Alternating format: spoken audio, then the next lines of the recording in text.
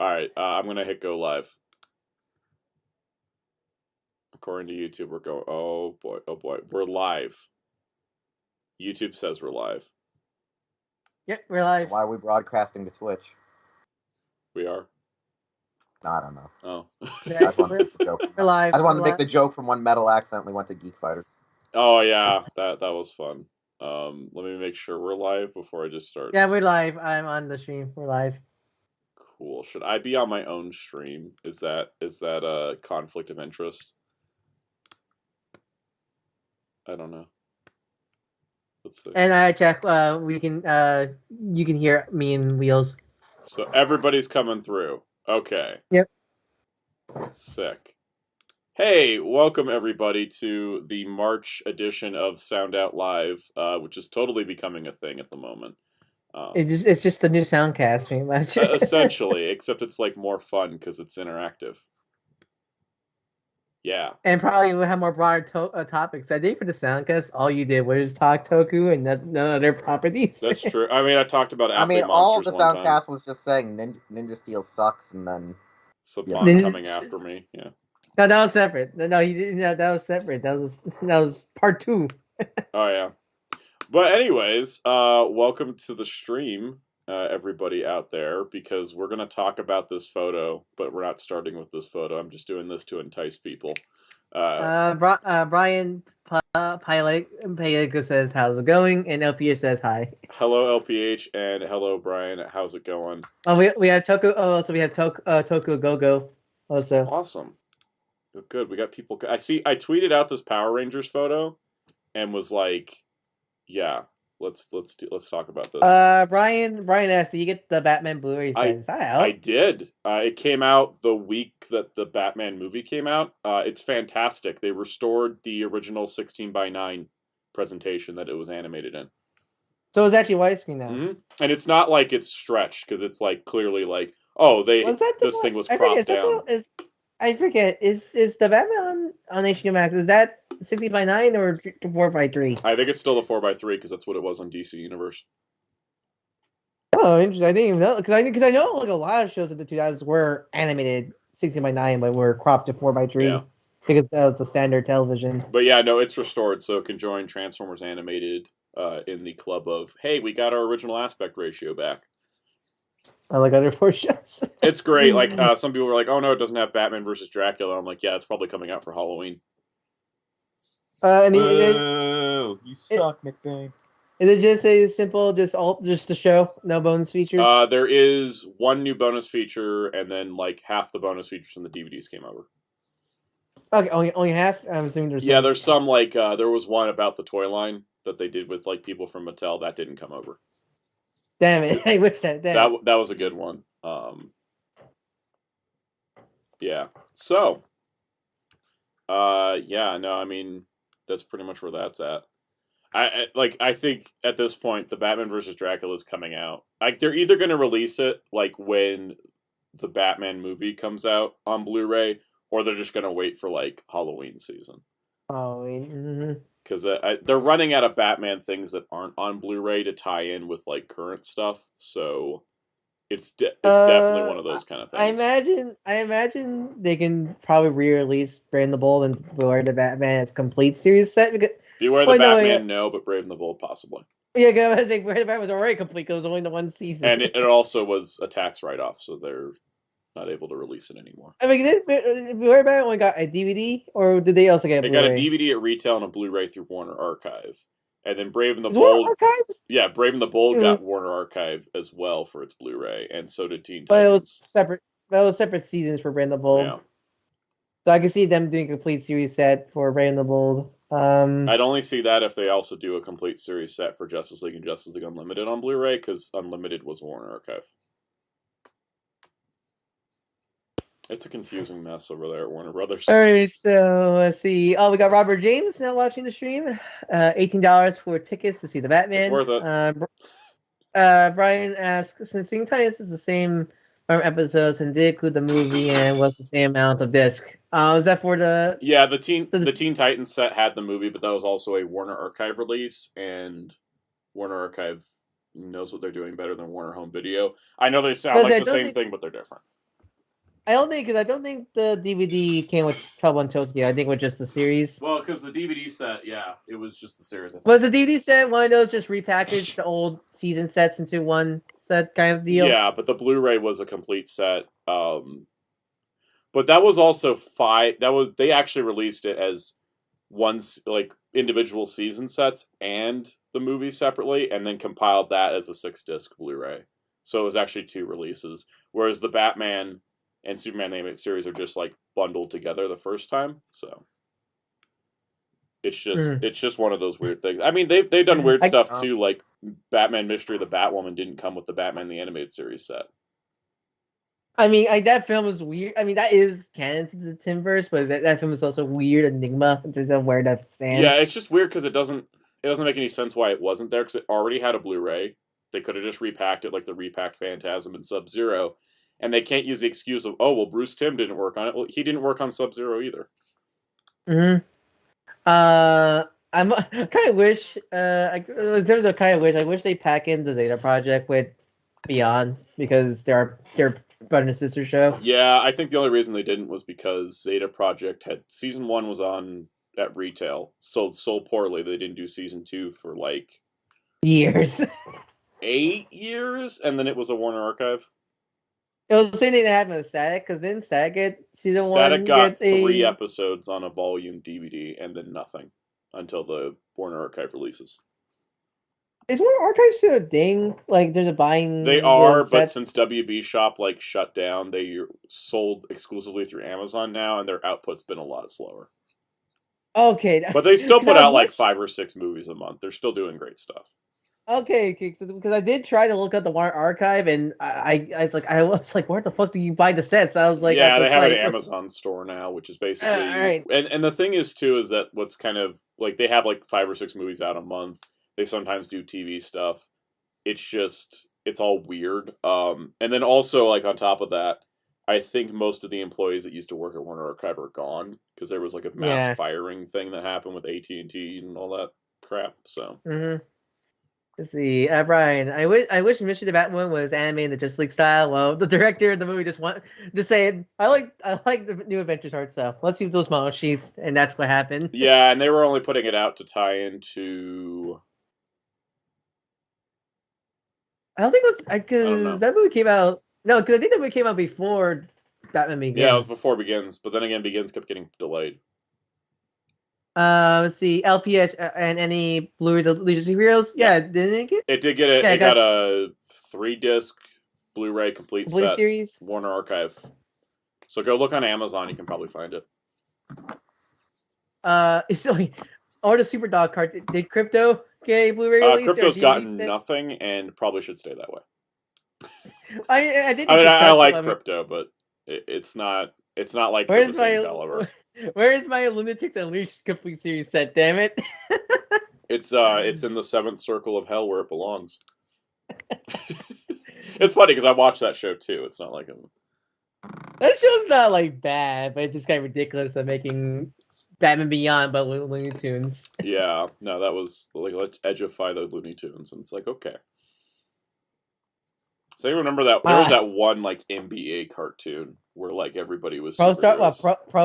Yeah, and it was like it came after Static Shock did an episode with like professional basketball players called the Hoop Squad. Pro Stars, and then Pro Stars was like a completely different thing, and I'm like, did you just steal this from? No. Pro Stars was '90s, so there might be a different. There was a different one because it had a Burger King toilet.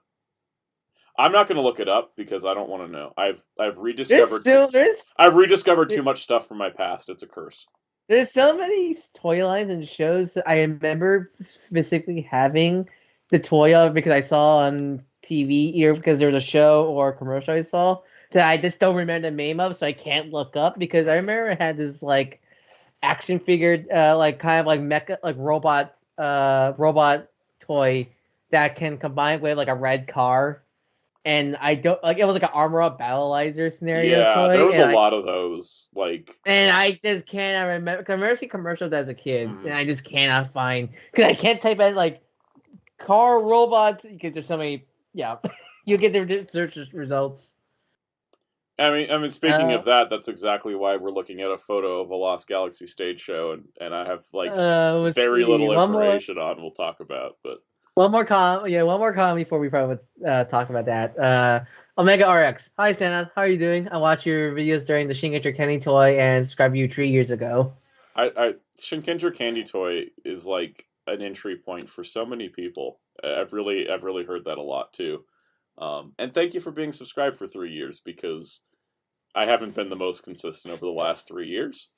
Last 3 months, sure, but the last 3 years it's been a little nutty. Oh, we have let's see. Oh, we have Travis Kark. How are you? I'm doing okay considering it's the second day of spring and it snowed. Snow over there. Today was just windy. It was snow, but it was also hot enough that the snow turned into rain pretty instantly. So it was weird. It was like it's a beautiful white sky, like it was snowing, and I'm like, why is it all wet? Like wet. There was no actual snowfall, but I had to go to Barnes and Noble, and it started right as I left the house. Not before, not after, just right as I left. I was like, okay. Anyway, so shall we talk about the thing you have on? I want to talk about the Ultraman stuff and push off the Power Rangers. Just because I the Power Rangers thing here, like for those wondering, I got information on this, but it's not much. But I want to go over that. But I want to talk about this Ultraman news, because I feel like everyone needs to experience the fifth circle of hell known as Ultraman Kids. I didn't even know that was a thing. I might have heard of it, but I didn't learn about it. You just pretend it doesn't exist. I can't now because Mill Creek's releasing it on DVD. I mean, I just everyone look at this for a minute. I don't even what. All right, so like I'm not the Ultraman expert in the call. Wheels, how about you fill in people what Ultraman Kids is? This is the funny part. I only know it exists because I've never been able to find the freaking raws of it.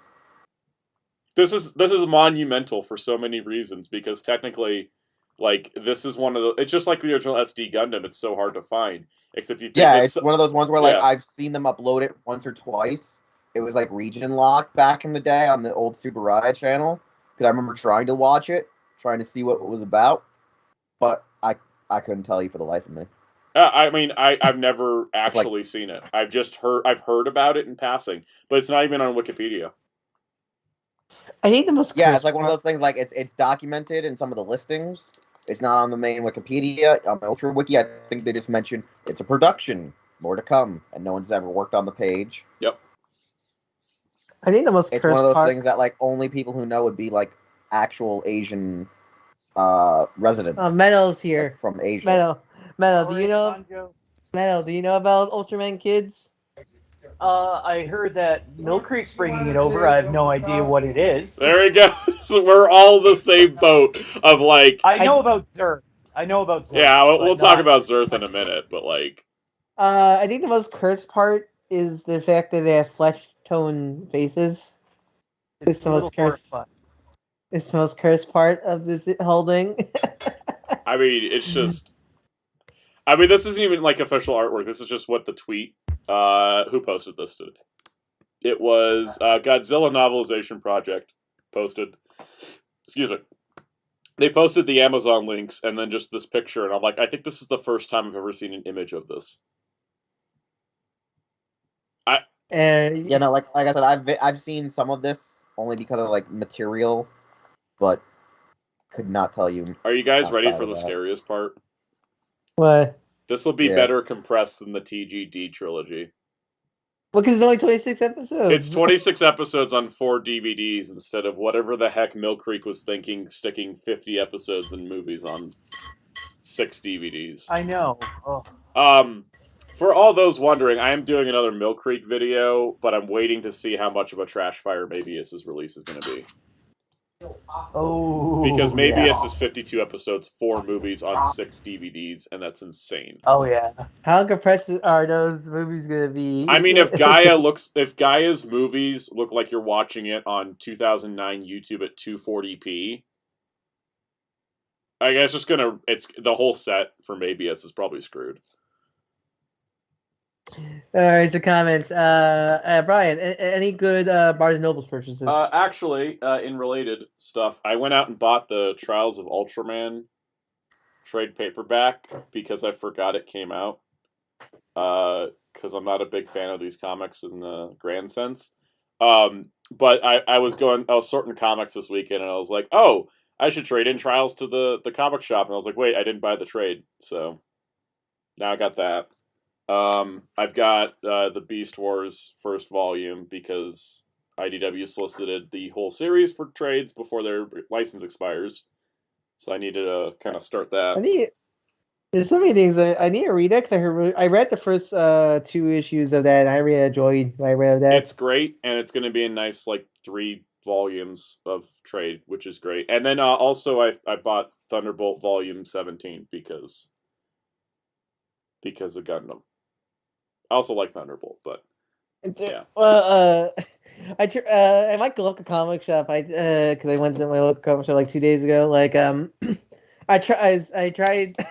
They sold out the newest She-Hulk and Silk series, and I'm like, I mean, the good news is that means they're selling out. So yay! But the bad news is you couldn't get She-Hulk or Silk. Silk, yeah. Sadly, didn't have much. I was surprised because they did have some IDW Sonic stuff, but they didn't have any of the big trade, the big omnibus or trades. Because my shop barely carries the Sonic comics. I think because they get kind of classified as kids comics, they only come in special. Yeah, that's orders. the thing. They had the newest stuff in terms of the newest issues, but I'm really behind because the last stuff I read was the Metal Virus saga. So I'm behind. The IDW collection hardcovers for the Sonic comics are amazing. They did have the Encyclopedia Speedica there, and I was tempted to pick it up. I was $50, and I was already spending $50 on the Arshen Super Wars high grade kit. Yeah, you can get it cheaper on Amazon too. But yeah, I mean, when you're talking about I'm waiting to do more Mill Creek stuff, but just so everyone knows, the shows for Tiga Dyna Gaia look fine. They're not great, but they look fine.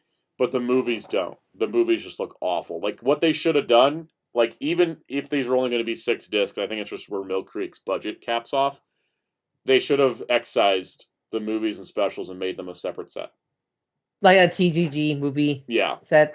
Exactly, because with them being bundled in at 6 discs, these are just the movies and specials particularly look terrible.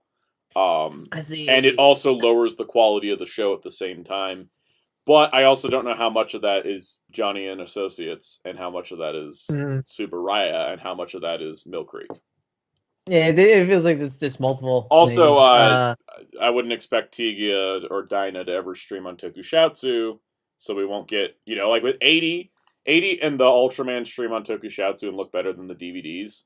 But with when it comes down to it, there's no chance if I don't know if Super Raya Imagination ever put up Tiga or Dyna. But if they haven't, then... They put up Tiga on Super Raya Imagination. In Japan, yeah. Yeah, okay, so we may be able to clear the legal stuff, and these will eventually land on Tokusatsu, but at the moment, this is the only official way to watch these. Well, because it wasn't before, whenever Dyna was on streaming service, then they had to cut the last episode because of Daigo. Yeah. I just watched a video that Vintage Kitchen did a year ago on the whole Tiga the whole Giants legal really stuff. Good video. I was like, I need to refresh myself on this, and I was like, oh my god, this is a mess. Yeah, it's a really good video, but yeah, the whole situation is. All right, I'm gonna take the Children of the Corn off the screen and look at Zerth because he's prettier. Too fresh, man. Also, Zerth is gonna be 1 disc, but it's 2 movies, but they're not that long. Well, I forget, is this DVD or Blu-ray for these sets? Both of these are DVD, according to the listing. Which, I mean, could change, because Ultra 7X changed, I think, after we complained. I don't think it was always the plan, because then why would they have a mock-up packaging for a DVD? Yeah, so Ultraman Kids listed at 4 discs for 26 episodes. That's going to be fine. Zerth... Let's see. Zerth is listed at 1 disc for 1 hour and 56 minutes. I mean, So it's probably fine. I've seen when companies put two movies on one disc and they look fine. It's mostly about runtime. I was just gonna go. Let me just go see if I can find how long the movies are. Yeah, one's 51 minutes, and Zerth 2 was 66. It's gonna be fine because basically, like your cap off point for if you translate to episodes, that's like what 5 episodes. Well, you're looking at runtime, right? Like your 2.5 hours is like your sweet spot with DVD. You can put 3 without too many problems, and then if you go over 3, that's where the issues come up. That's why like Tiga Dyna Gaia having like 9 to 10 episodes on a disc is like pushing it. But yeah, Zerth is going to be fine. Like it's going to be fine on just all right. one DVD. Comments, some more comments. Brian, what's the next tier list? I don't know. Last time I did a tier list was that Big Gundam one, and those were like my worst performing videos of the last 6 months. I mean, that's the thing. Yeah. Is it because that's the biggest question? Was it because it was split into 4 parts, or because it was Gundam? I don't know. I think I definitely figured part 4 would flop because it got too obscure, but like nobody even tuned in. Like people tuned in for part 3, which was the OVAs, but not that many people did. So I gotta like restructure tier list. I feel like tier lists are better. It's more fun when it's a lot. I feel like when it comes to tier lists, it's more fun when you have people discuss it with. Because I do with my friends. Yeah, and I might change the format so that maybe we do it on a live stream instead of a recorded thing. Or if I can make them shorter or have a smaller topic, that would be good. I think let's see next. Omega RX. Do you buy any Ultraman Funko Pops at the Barnes and Nobles or any store? I didn't buy them today, but I have all 6 of them. I think. Because I got Ultraman, Jack, Ace, Kanagon, Boltan. Yeah, that's 5. Oh, Father of Ultra. That was the other one. I have all 6 of them. That's the point. My biggest issue with Ultraman Pops is like they have the black dot eyes. You know, really they should have make them yellow. It's yellow, like make the dot eyes yellow because they look so weird with just having with their black-eyed pupils. Yeah, the black-eyed pupils, but with the yellow eyes. It just right to me. I was gonna pull up the picture so people know what we're talking about, but yeah, no, I got them all. I was missing Man-san for the longest time, but I finally got him. Man, I cannot find that Ultraman production that I watched that was animated. I cannot. Which one? Find it for the life of me. It's the one that was animated around the same time as like I think Kids was made. And it has them like wearing like weird super powered armor. Oh, you mean yeah, that one? That's the Saint Seiya like one. I can't find that one. I cannot find that for the life of me. I swear I remember seeing that on YouTube. Like someone uploaded. Oh wait, I think it's Ultraman Super Fighter Legend.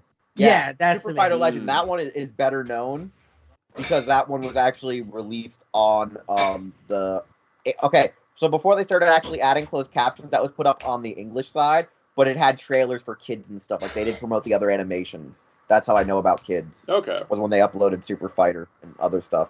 Because I was trying to find it. That's the one that I'm looking forward to them releasing. I'll put a link to the chat or whatnot. Yeah, I mean, Kids is obscure beyond belief at this point.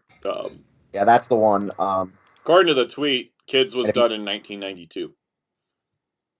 Yeah. That's early 90s. Like, geez. Yeah, so, I mean, I'm happy that, like, Kids exists. I'm gonna buy it, unlike, like, Ultraman Zero Chronicle, which I'm not. I refuse. Like, it's just good to have it archived. Yeah, I mean, with stuff like this, like we said, like, basically no one's ever seen Kids because it's just never been available. Like, even through fan subs. So that's amazing. Mm-hmm. I'm excited about that. I'm, like, legitimately... like gonna just buy Kids because it's a new experience. Yeah. Like it's like gotta be full on new experience for most of us because we have not seen Zippo. Yeah, so we can't scrutinize the subtitle quality or the video quality or anything because we have no frame of reference. So it's a win-win. Unless you actually have Japanese translator, like actually like someone understands Japanese. Yeah. But I mean, yeah. So we'll see what happens. Let's see. Omega RX. Speaking of Ultraman, have you heard about Ultraman Decker? Oh, we'll get to that abomination on Wednesday. We'll talk about Ultraman Decker. Wednesday, 9 p.m. Eastern. We'll do it on the Wednesday stream. On Hero Club Live on Twitch. Yeah. Yeah, you want to hear our thoughts on Ultraman Decker? Yeah, if you want Decker, to hear yeah. our thoughts on Decker or other stuff, yeah, you're gonna have to go to. I mean, if you guys go to list link like tomorrow. for anyone that doesn't know, I just finished Trigger this past week to watch the movie because I wasn't enjoying it. So, All right, yeah. so before we could kind of lean into that discussion. So, Ryan, I don't have many pops. The ones I do have are nice, but I recently got the one that has a lot of paint errors, scuffs, scratches. Is that normal / common for Funko Pops? Pretty much. They're like supposedly hand painted, so a lot of them end up just with a lot of flaws. Sure. I don't believe that. I mean, let me like grab a recent one I bought. And yeah, I haven't opened her up, so let's open Sugar Mama live on stream. This has nothing to do with my channel because I've never talked about the Proud Family, but Leos, you play it tomorrow, but today's Monday. Oh shit! I thought it was Tuesday. My bad. Okay, so yeah, let's just like take a look at the Soundout, the resale value. No. So here's Sugar Mama from the Proud Family. She actually, this is a bad example for how the quality can be inconsistent because she looks fine. I still love in Loud and Prouder they made the Boondocks canon, at least Uncle Ruckus canon to the Proud Family universe, and thus we must see Sugar Mama and Uncle Ruckus fight. I mean, but with her dog, there's a bunch of. It's hard to tell on the stream, but there's a bunch of tiny little scratches on Puff's poor face. He's got blemishes. Anyways, this is what I do with pops. By the way, is I open them just to like annoy that collecting crowd, and then I just put them back in. The mint on card. But the thing is, they'll never know. How would they know? I forget. Do Funko Pops have tape on them? I don't remember. Nope. They okay. This is what bugs me about people. They're like, oh, you should always leave Funko Pops in the box. Funko's like mission statement on the website is we don't seal our products because we want you to open them and enjoy them. Honestly, I'm more surprised I haven't seen more Funko Pops being stolen in stores than that's the case. Yeah, I'm actually surprised too. Which is that like Hasbro, like unlike Hasbro's new plastic-free packaging, where so much core ravages are just stolen from the box. Yeah, I think I just saw a question of how many Funko Pops I have, and that's not a question we're gonna ask. I used to have the Joker and Batman, like the very first Joker and Batman. And I think I gave them away.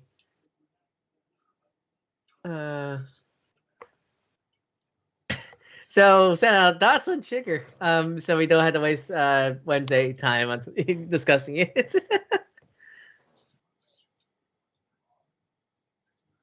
There's 70 in this room. There's 70 Zeltrax. pops. That off camera Dark here. Claw. I don't know why I thought Zeltrax. Oh, it's because he messaged me. Sorry. I was gonna say Dark Claw. We're not asking shout out for ourselves. We're just gonna talk about the movie. 70 pops. Don't let Guys, there's 70 pops in my eye line right now. 70 pops, my god. That's just in the eye line. There's like a whole wall of Fantastic Four ones, and the Ultraman ones are in the back. But we're talking about like we don't want to waste Wednesday. I'm saying we're not gonna have Soundout won't need to talk all about Trigger. We're just gonna give our brief thoughts on the movie on Wednesday's stream. So you want me to talk about Trigger as a series? Yeah, okay. well, I guess so, but make it simple. Don't go into it. I haven't watched the movie yet because I don't. As much as I love Zen, I didn't care for Trigger, so I haven't watched it. Yeah, no. Let me just go find some here's poster art for Trigger. The movie was just eh. It was just eh. But we'll talk more about the eh on Wednesday. All right, this photo's blurry, just like my love for the series. Okay, so like you have love. I don't. Anyway. So my issue with Ultraman Trigger, I didn't enjoy it, and I'm trying to figure out, is it because I watched Tiga that I didn't enjoy it, or was it because this was like the most shallow Ultraman show I've seen? I say honestly that one because it's been a while since I've seen Tiga in like a long. I think I probably haven't seen it since like probably when the Funimation DVDs came out years ago, and I felt the show was shallow. Like I feel like I think the thing is like if Trigger was a new concept, I wouldn't have been so harsh on it. But because they're setting it up as like it's a Tiga sequel remake, The next one is in the title. the new generation Tiga, I thought, Mhm. oh, it's going to be like Tiga, where they had deeper character stories, and each member of the Guts team was important and had their own individual ambitions, and the main characters were well developed. But no, I mean, it was just everybody was there. There's like moments in the show where like the Guts select team gets together to protect the Ultraman, and I'm just like, do you guys even have any tension with the Ultraman? Why this would be important? It feels like you're just doing stuff. I mean, briefly, like the thing was, the show ended, and I was like, "Oh, good, that's over." Also, Trigger Dark Ignis was literally a Toei character, like thrown into a Super Raya show, and every time he showed up, the show became like a Toei show. Ignoring the fact he's played by Bosco's act, like there's ignoring that, like, oh no, it's he shows up. It's more apparent. No, he's literally like that second arc Kamen Rider antagonist who later joins the team because they need to fight a bigger guy. Mm-hmm. And he does that same exact arc, and then every time he shows up, it's the same exact Toei hijinks you'd expect. Which doesn't gel with Ultraman as well, because Ultraman stood apart from that. Yeah, like the other thing I will say, I mean, I was just like, I only finished it because I had 9 episodes left, and the action sequences are really good. I guess speaking of, so I guess from one Super Raya to another Super Raya, since you just finished it also, Dynazenon. I mean, before I hype that up, does anyone else got in the chat got anything about Trigger before we move on? Because I will not shut up about Dynazenon. Trigger Gogo said he was bored watching it. Yeah, I was too. I only watched it because I wanted to watch the movie, which had Zep. Ryan, it's The Mandalorian Tokusatsu. Yes. By technicality, yes. Mandalorian. Also, Omega RX asked, do you have to pay for Twitch? No, as I said in the chat, it's free. It's the only thing you'd ever have to pay for is subscriptions. Like, as in, like, donations. Like, like how there's the Go Chat here on YouTube. Mm-hmm. They have that feature there, too. So that's the only thing you'd ever have to pay for is, like, oh, do I want to make a donation to the channel? Do I want to do the quick chat thing? That's pretty much how it works over. It's pretty much, Twitch is just another streaming service, but we do a show there Wednesdays. It's like YouTube with less restrictions. Exactly. Okay. Alright, so Dynazenon. So, SSSS Dynazenon, or else I'm just going to keep calling it Dynazenon, because I don't like the SSSS part. Just doesn't work for me. Nobody calls it the full. It's just Dynazenon. So for context, I didn't really like the SSSS that much. Oh yeah. I mean, Mick Shallow, the anime? Yeah, I didn't like it for a lot of reasons. It didn't gel with me. It was still really well made, and I can respect it for that, but it didn't work for me. It clicked for me in, like, episode 11. And I probably, if I go back and rewatch it, I'll enjoy it more. I probably agree with that, as someone who likes the show, but understands the problems with it. With Dynazenon, though, episode 1, I was hooked. I ended up, as Wheels knows, I watched 8 episodes in one night. I was into this. And I just, like, animation quality, music, characters, story, just every single thing was firing with this show. And it was just making my brain very happy. I absolutely loved it. I felt like it, it had more characters than Gridman did, but it gave everybody a better part. Dynazenon's advantage is a character show. Like, yeah. It's totally. Like, Gridman was more about the mystery, and it's all a matter of how you feel about the mystery. Dynazenon, it's all about this character. Like, each character has an arc. Mm-hmm. And that's the thing, is that, like, I like character-based stuff. Especially works for, like, tokusatsu sort of styled properties as well as super robot properties, is character-based, because you can have as much robot action you want, but the characters are what makes it important. And Dynazenon definitely did that, and I'm very, very happy with this show, because I hadn't watched it for a year because I was waiting for it to hit Crunchyroll. Because I didn't want to pay for Funimation. With the Funimation. Yeah, I don't want to pay for Funimation. And then I was like, okay, Sony's buying Crunchyroll. Cool, I'll just wait. Soundout, you have the top chat feature on and not the live chat feature on. Oh, I do. On stream, I just noticed. Yeah. It didn't change much, but there we go. I think it's because there's not enough chat to worry about it too much. But Okay, anyways, so Dino Xenon for me, like, not only was, like, much better than Gridman, but it also was so much, like, it's, like, one of my favorite modern animes now. Like, it's elevated beyond just, what it's related to. It's one of my favorites. Like, both a standalone and also connected to the whole Gridman universe stuff, it's, I think, a really great series, and I think I'm now excited for that Gridman Dino Xenon movie, because now I care about half of it.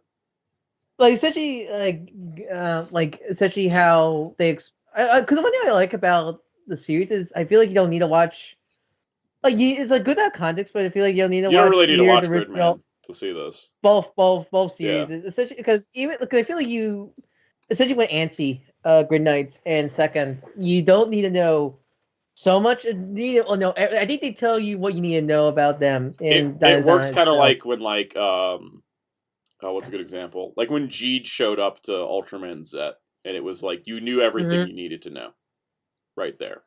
And it's like there's more if you want to go explore it, but he's here. Here's his deal, and then you move on. And I like that. Mm-hmm. I think. Sorry, go on. I think the advantage of the show is also just the chemistry between each cast. I just like, because they feel like, oddly enough, because the whole show is about the cyber world, they do feel like real people, like the interactions they have. Oh yeah, and I deeply love Galma as a character. Like, he is my favorite. Galma is one of my favorite. I resonate with him so much. He's always tired. He just wants to eat and not, like, deal with stuff. I kind of love how he's like Yomogi's yes man, like kind of like yes man when it comes to Yomogi's relationship with Yuma. Like, he's the one that pushes them together. He's such a great leader too. So it's like I relate to Gamma a lot, and I'm just like, I think Gamma's a good example I'd say of one of those kind of, like, I think the term is like flat characters, where they don't really develop themselves in the show, but they make everybody else's lives better. Exactly. And he's a really good example, because he doesn't really fully develop throughout the series, but his energy and personality makes other characters grow. Mm. Yeah, no, that's exactly like, and that's what makes him such a great leader of the team, because he makes everybody else better.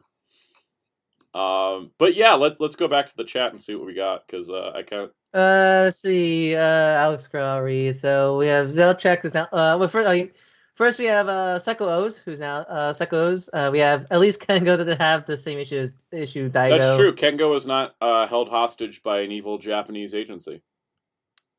Zelchex, I personally didn't hate Trigger. I thought it in the movie was fine. There's no Ultraman. I think every Ultraman show is a good addition to the franchise. Well, yeah, every show is a good addition, except when the Japanese fans get mad at Super Raya. I think the issue with Trigger was that it came after Zet. First of all, it came after Zet, which is fine. I mean, like, Rube came after Jeed. I actually enjoyed Rube. I was like, oh, supposedly, guys. Let me just say this. Japanese. Okay. With Trigger, the problem with Trigger was marketing, because they hyped it up too much, and the show itself didn't live up to the hype, right? Like, they hyped it up as the next Tiga, the biggest, anniversary thing, and it wasn't that. It didn't hit that high of a mark, and that's what my problem with it is, in addition to it just being kind of a flat show, was the fact that the marketing was way too high. But guys, here's the best part about it too. Us, as the Western fan base, we were more laxed about it because we made it into a meme, versus the Japanese fans that were like, there's a huge portion of them on Twitter that are livid that the show exists. They're like, so basically, they need to be careful with Decker. Yeah. Also, are we getting a Gaia remake next year? Because that might be the most boring thing. Yes. Because yes. Are we getting a Cosmos remake afterwards? No, because I think they're only focusing on the TDG. Yeah, I look forward to us getting a new Ultra. That's what I look forward to. Let's see. Tuggo Go-Go, the only joke I got in the whole show was when Zed showed up for 2 episodes. My favorite episodes was the Zet 2-parter and the Reboot 2-parter. Okay, crossover I actually episodes. did not really like the Reboot 2-parter. I like Reboot, and you can't stop me. Reboot was goofy, but it was, fun to finally see reboot. The dancing part was like the worst part about it. I like those Dang episodes. I like those episodes more because of outside of Trigger than more what's in contained because I like the ongoing. Yeah, I mean, the reboot stuff I probably like because I'm a huge Ultra Galaxy Fight nerd because I really like the concept of that. So yeah. Let's see, Zelchex. I also feel bad regarding the Mabelist stuff because because of the DVDs. Why do you keep putting an L in there? He's thinking of Mephiles, and then he's like getting Mabulous. It's Mabulous. I'm.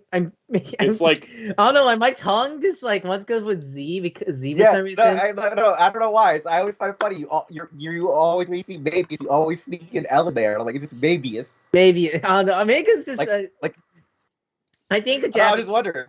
I mean, because the Japanese, how the Japanese say it is stuck in my head, so I need to say maybe is more. But maybe I'm still stuck with the Mabius DVDs.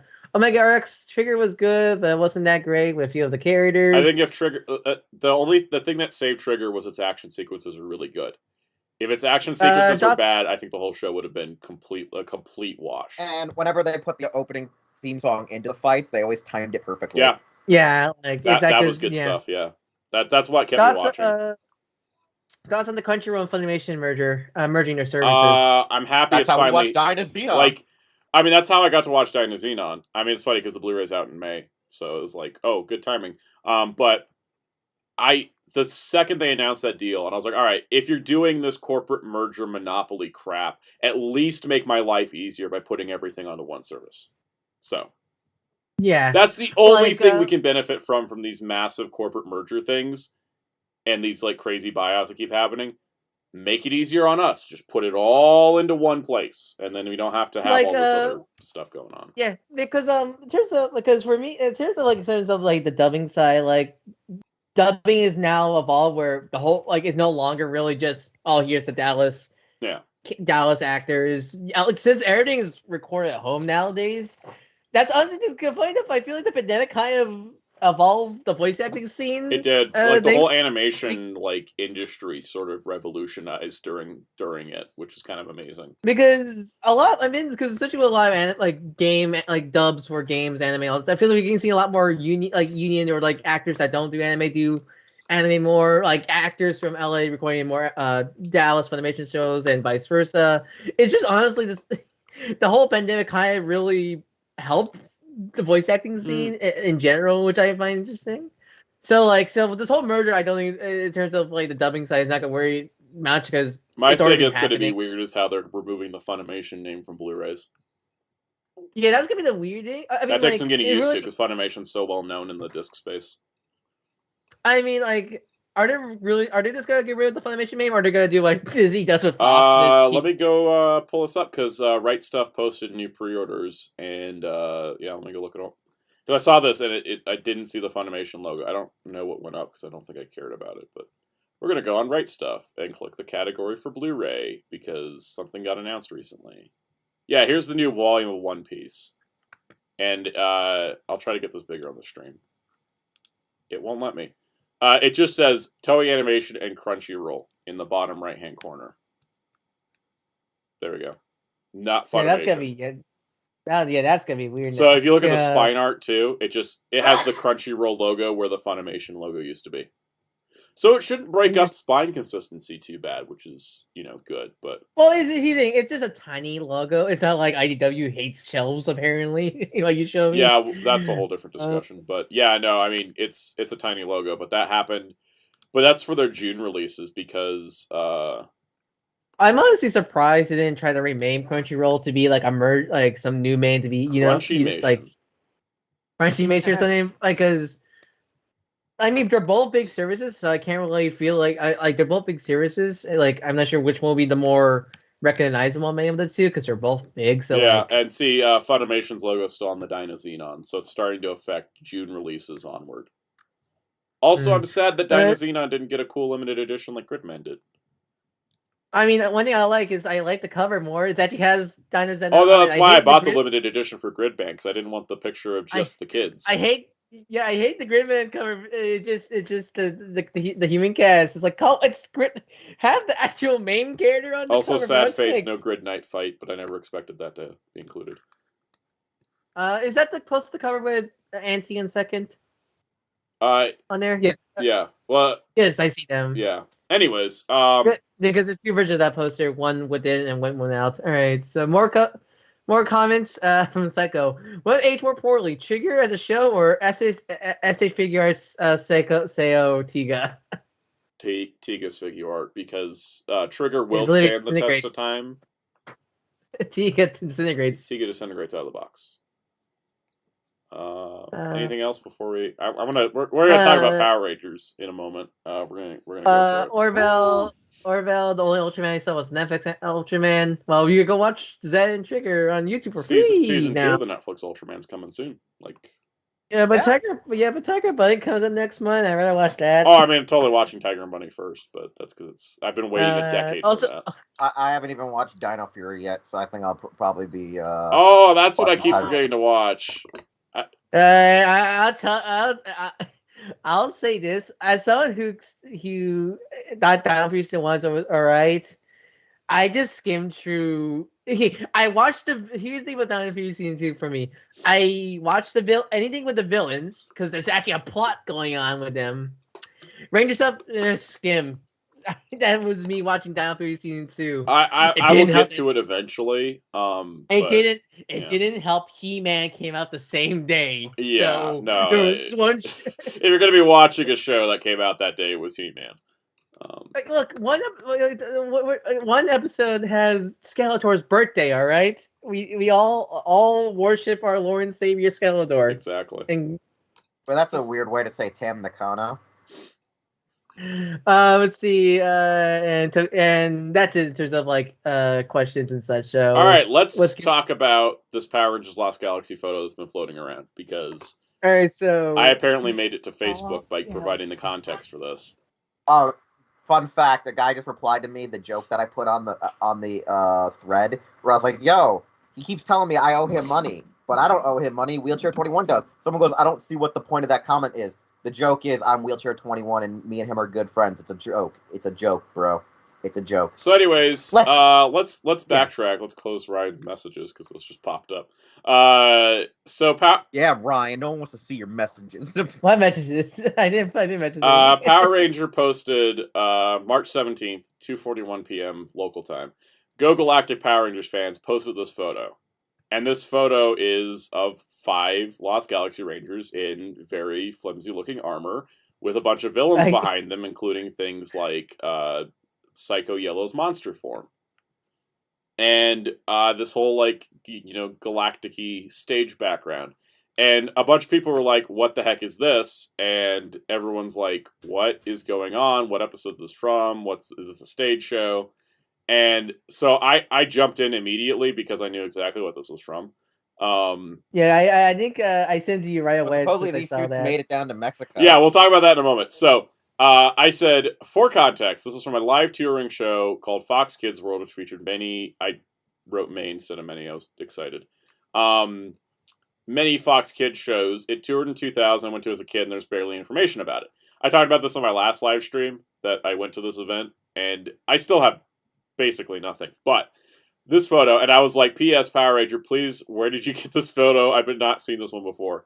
They luckily replied, and they said they found it on Reddit, but they found the original source. And it was on a Mexican newspaper website for publication in Mexico. And from what I discovered is that in Mexico City, in August 5th, from August 5th to an unknown date, in Mexico City, there was a Lost Galaxy stage show, and this photo was taken at a press release event, or it was a press conference for this event itself. And this newspaper apparently took this photo and wrote an article. I can't find the article. I'm still trying to navigate the site. It's entirely in Spanish, and Google Translate isn't helping. But essentially what this is telling us is that Fox Kids World didn't go to Mexico, but Power Rangers Lost Galaxy's stage show assets, its costumes and its stage from Fox Kids World, went to Mexico City. Now, here's something to add to all of this. They said August 5th onwards. When I went to Fox Kids World here in New Mexico, it was in late July of 2000. And I can't find the exact dates of where Fox Kids World stopped at, but it's entirely possible that the last stop on Fox, it started in California, ended in New Mexico, and then they shipped the costumes and stage stuff down south to Mexico, where this was taken.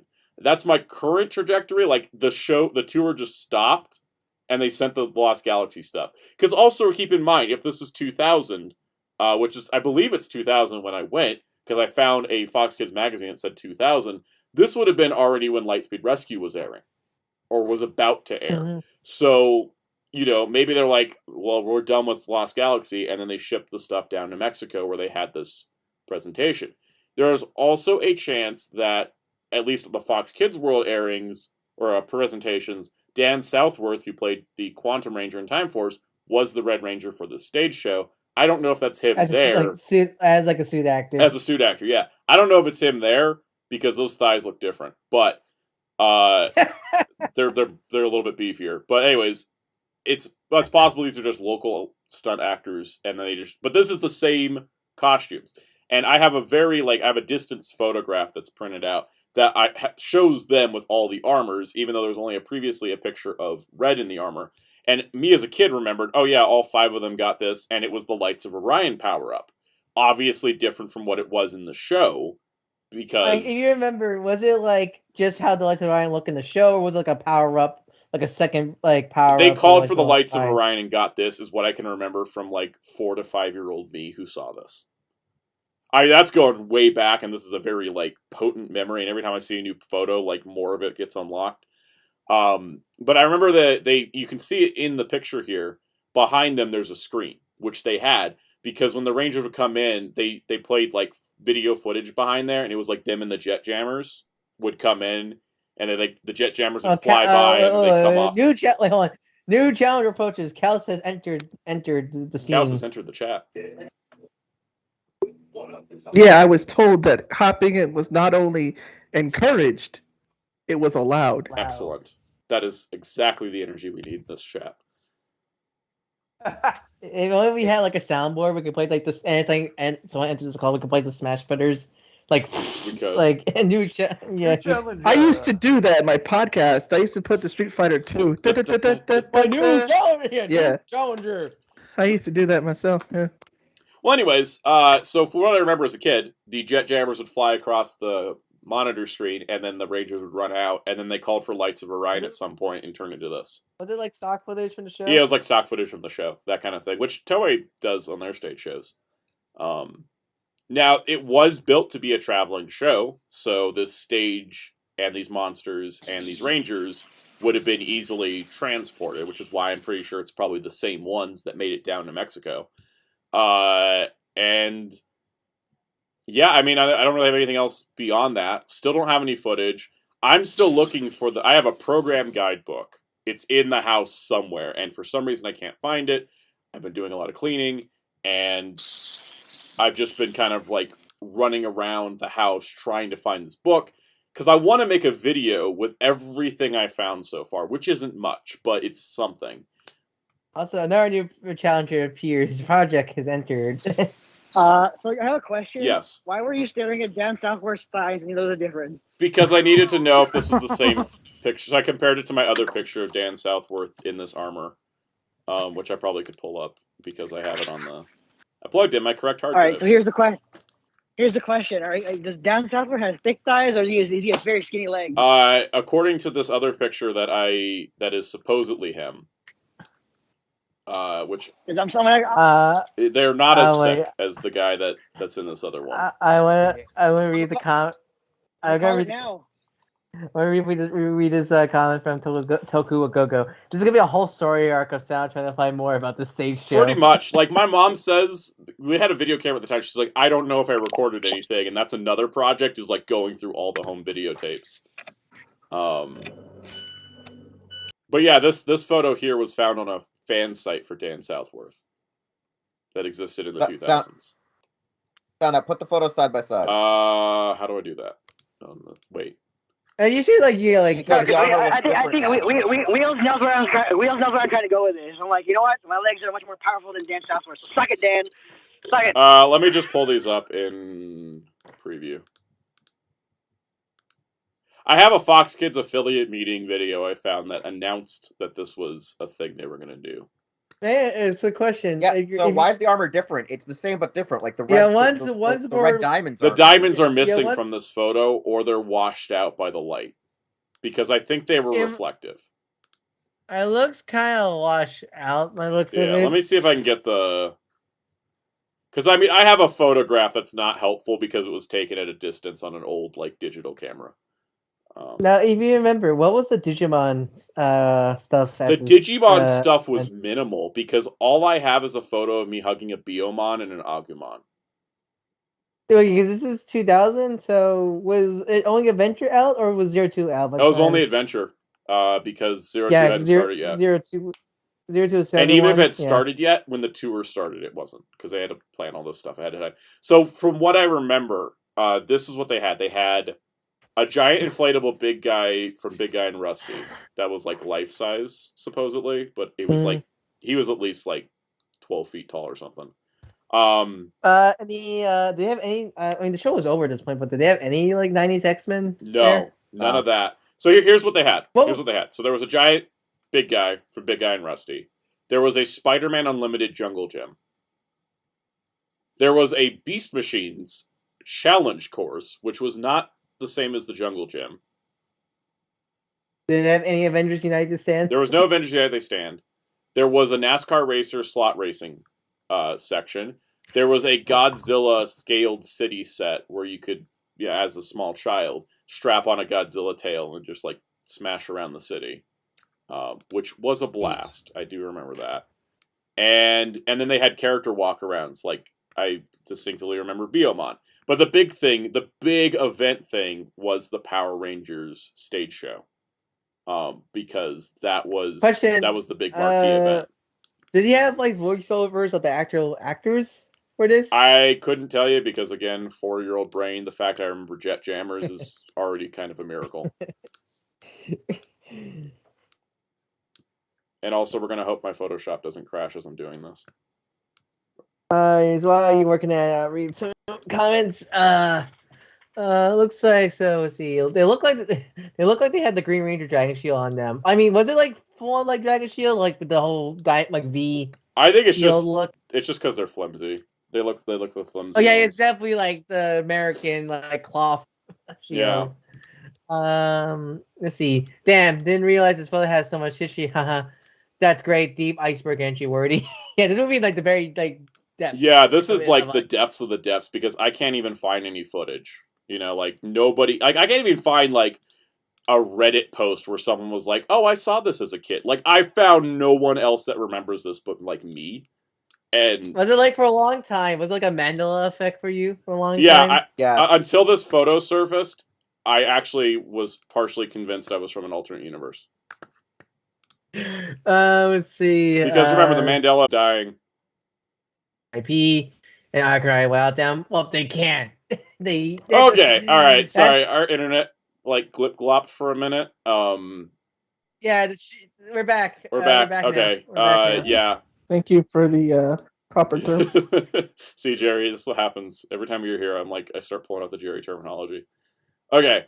We're gonna switch over to my nicely photoshopped. Here's the two Red Rangers side by side. We're gonna look at this for like 3 minutes, and then I'm killing Photoshop before it kills the stream. It has a knife. Was the Magnus Defender in the same? No, there wasn't. It was just the 5 Rangers. I did shank. Shank.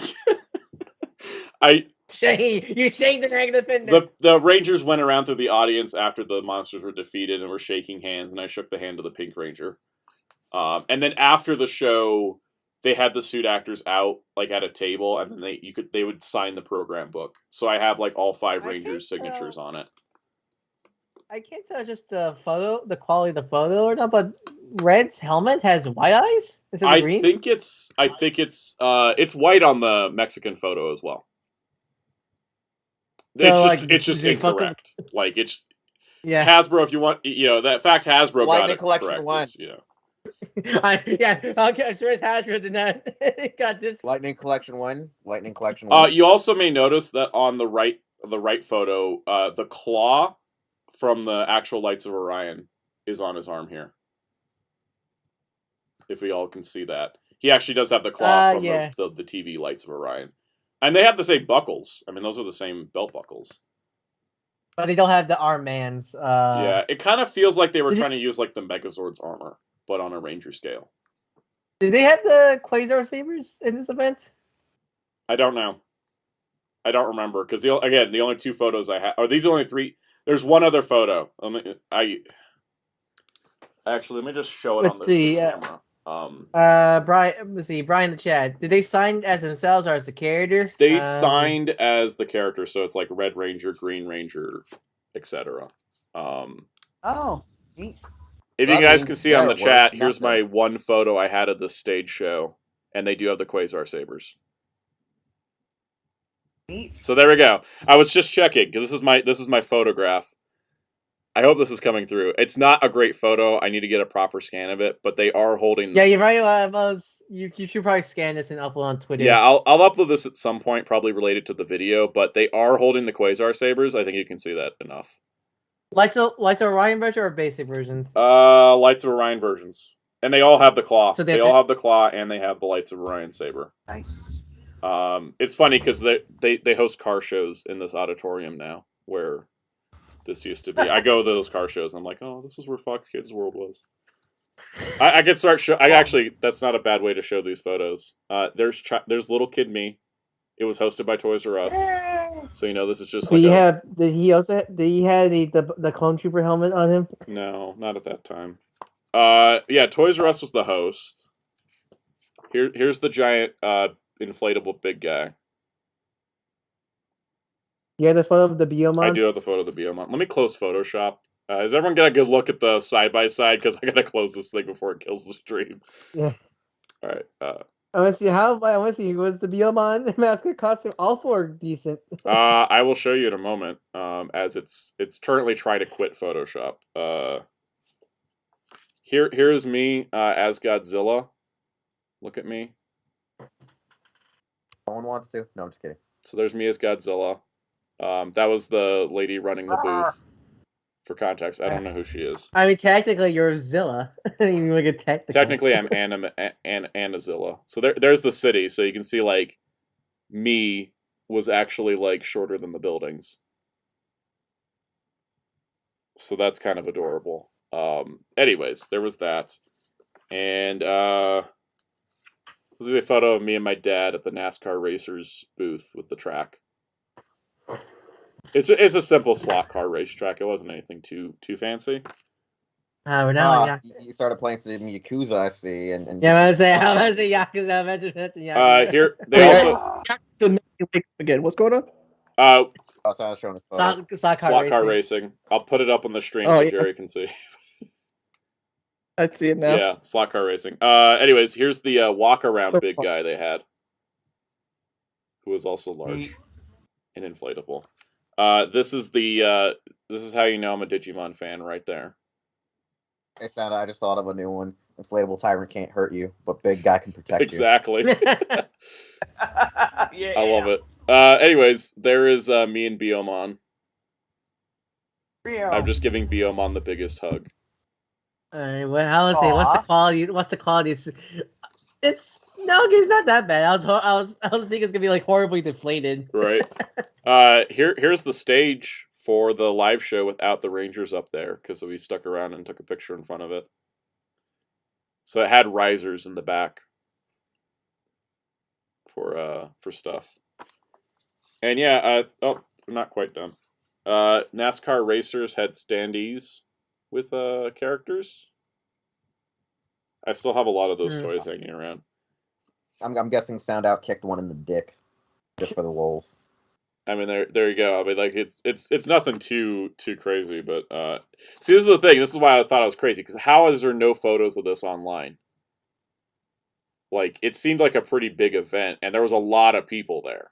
Like, you can see just from the photos I have that there was quite a few people here, and the fact that there's like absolutely nobody online that ever talks about it. I don't have any good pictures. Maybe I don't have it's any 'cause no one pictures of wants the to. Jungle Gym stuff for Spider-Man or Beast Machines. Oh, I did realize at the back of the Godzilla one, you can see they had these colored panels with like artwork of the Rangers in the back to show you where the entrance was to the stage show. That's nice. Yeah. Like I said, like it's hard to find any. I mean, like even within like who came to New Mexico and remembers it. Like this is my photographic evidence outside of these other two photos. The thumbnail should be of this video should be just like the Charlie Day cork board. Yeah, it's just all your images photoshopped onto it. Honestly, that's just where we're at because what else are we gonna do? Did Photoshop close? Oh, that's YouTube. Yeah. All right. So I mean that pretty much is here. I can show a couple more things that I got. This is a scan of a Fox Kids magazine or a picture of a Fox Kids magazine with an advertisement for Fox Kids World.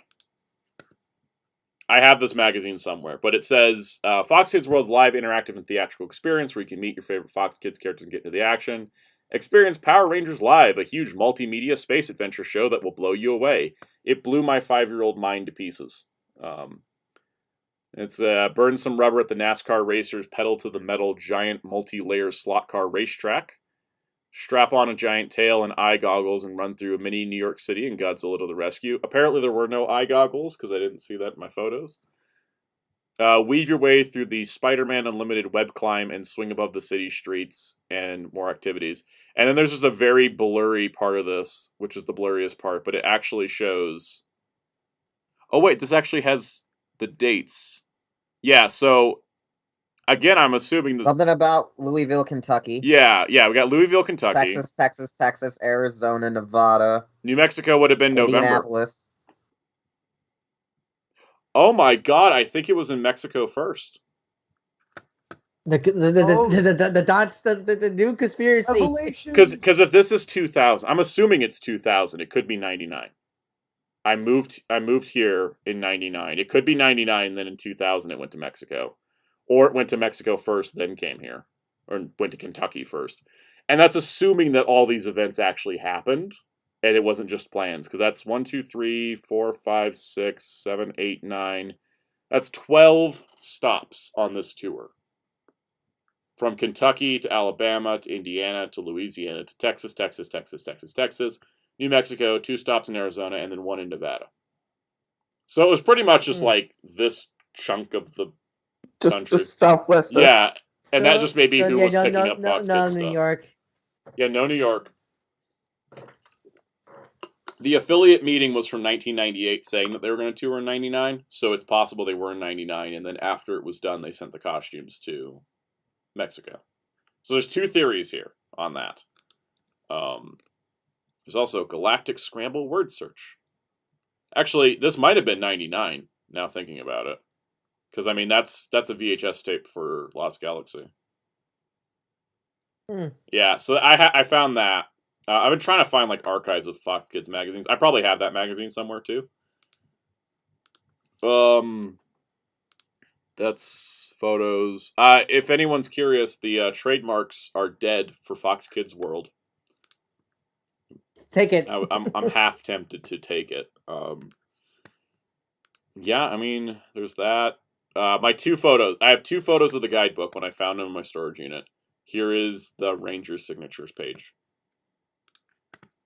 Because I mean, it's funny because red and blue signed in red and blue, and then everybody else signed in black because they didn't have multicolored Sharpies there. They ran out. Yeah, multicolored Sharpies. Yeah. But that's a fold out in the middle. Again, I have this book. I just need to find it in the house. It's here, and then once I have that, then we're in business.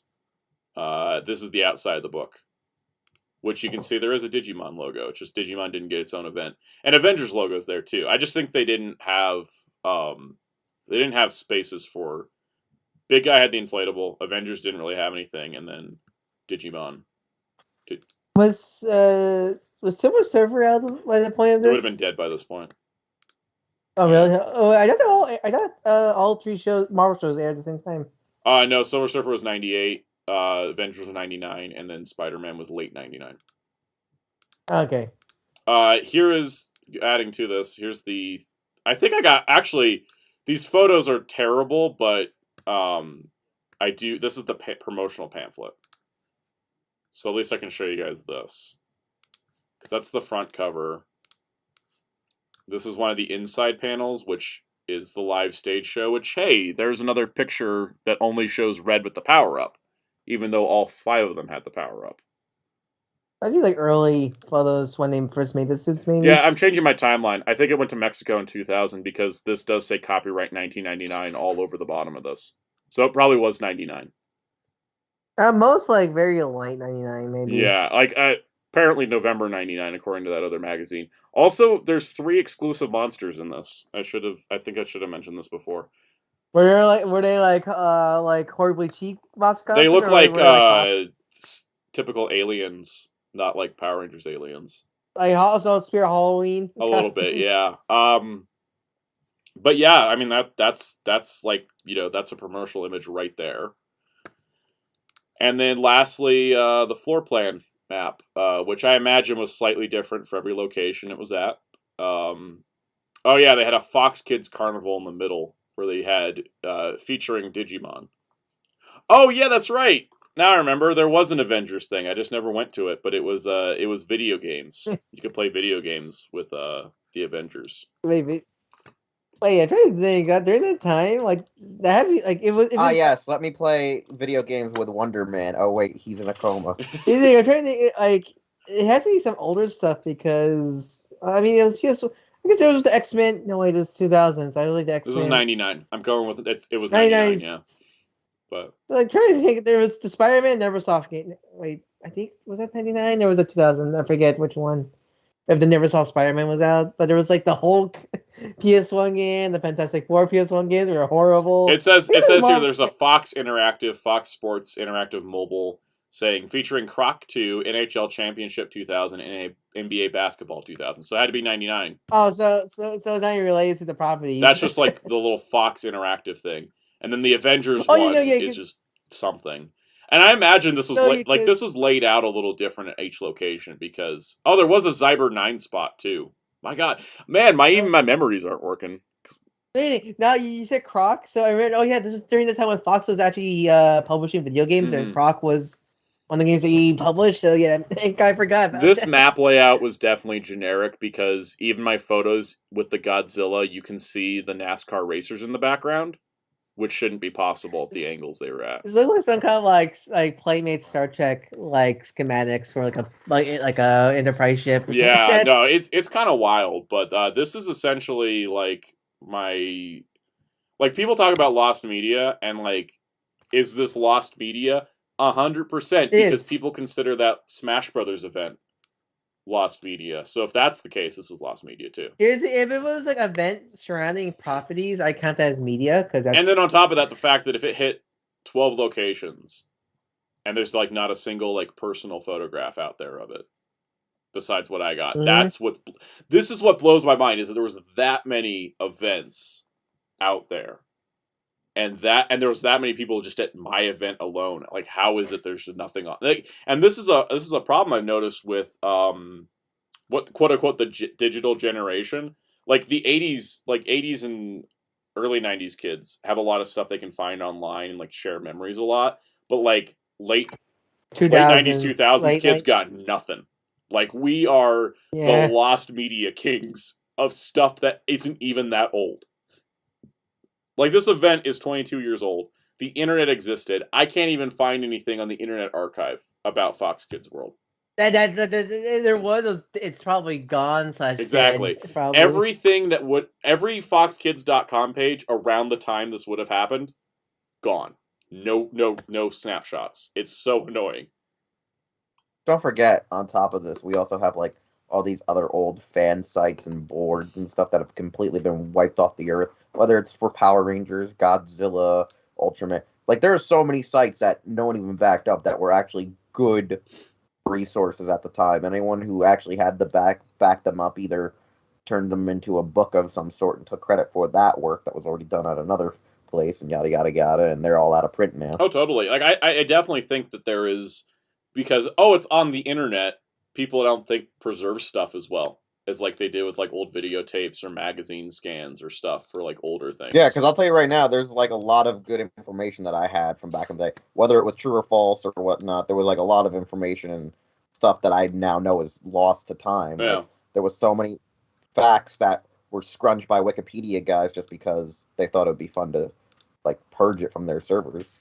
I mean, there's one thing I feel like, especially with the Power Rangers fan base, that I feel like they should get better on is lost media preserving. Because if you look at any other franchise, there's a dedicated portion of fans that will look for lost media of that franchise.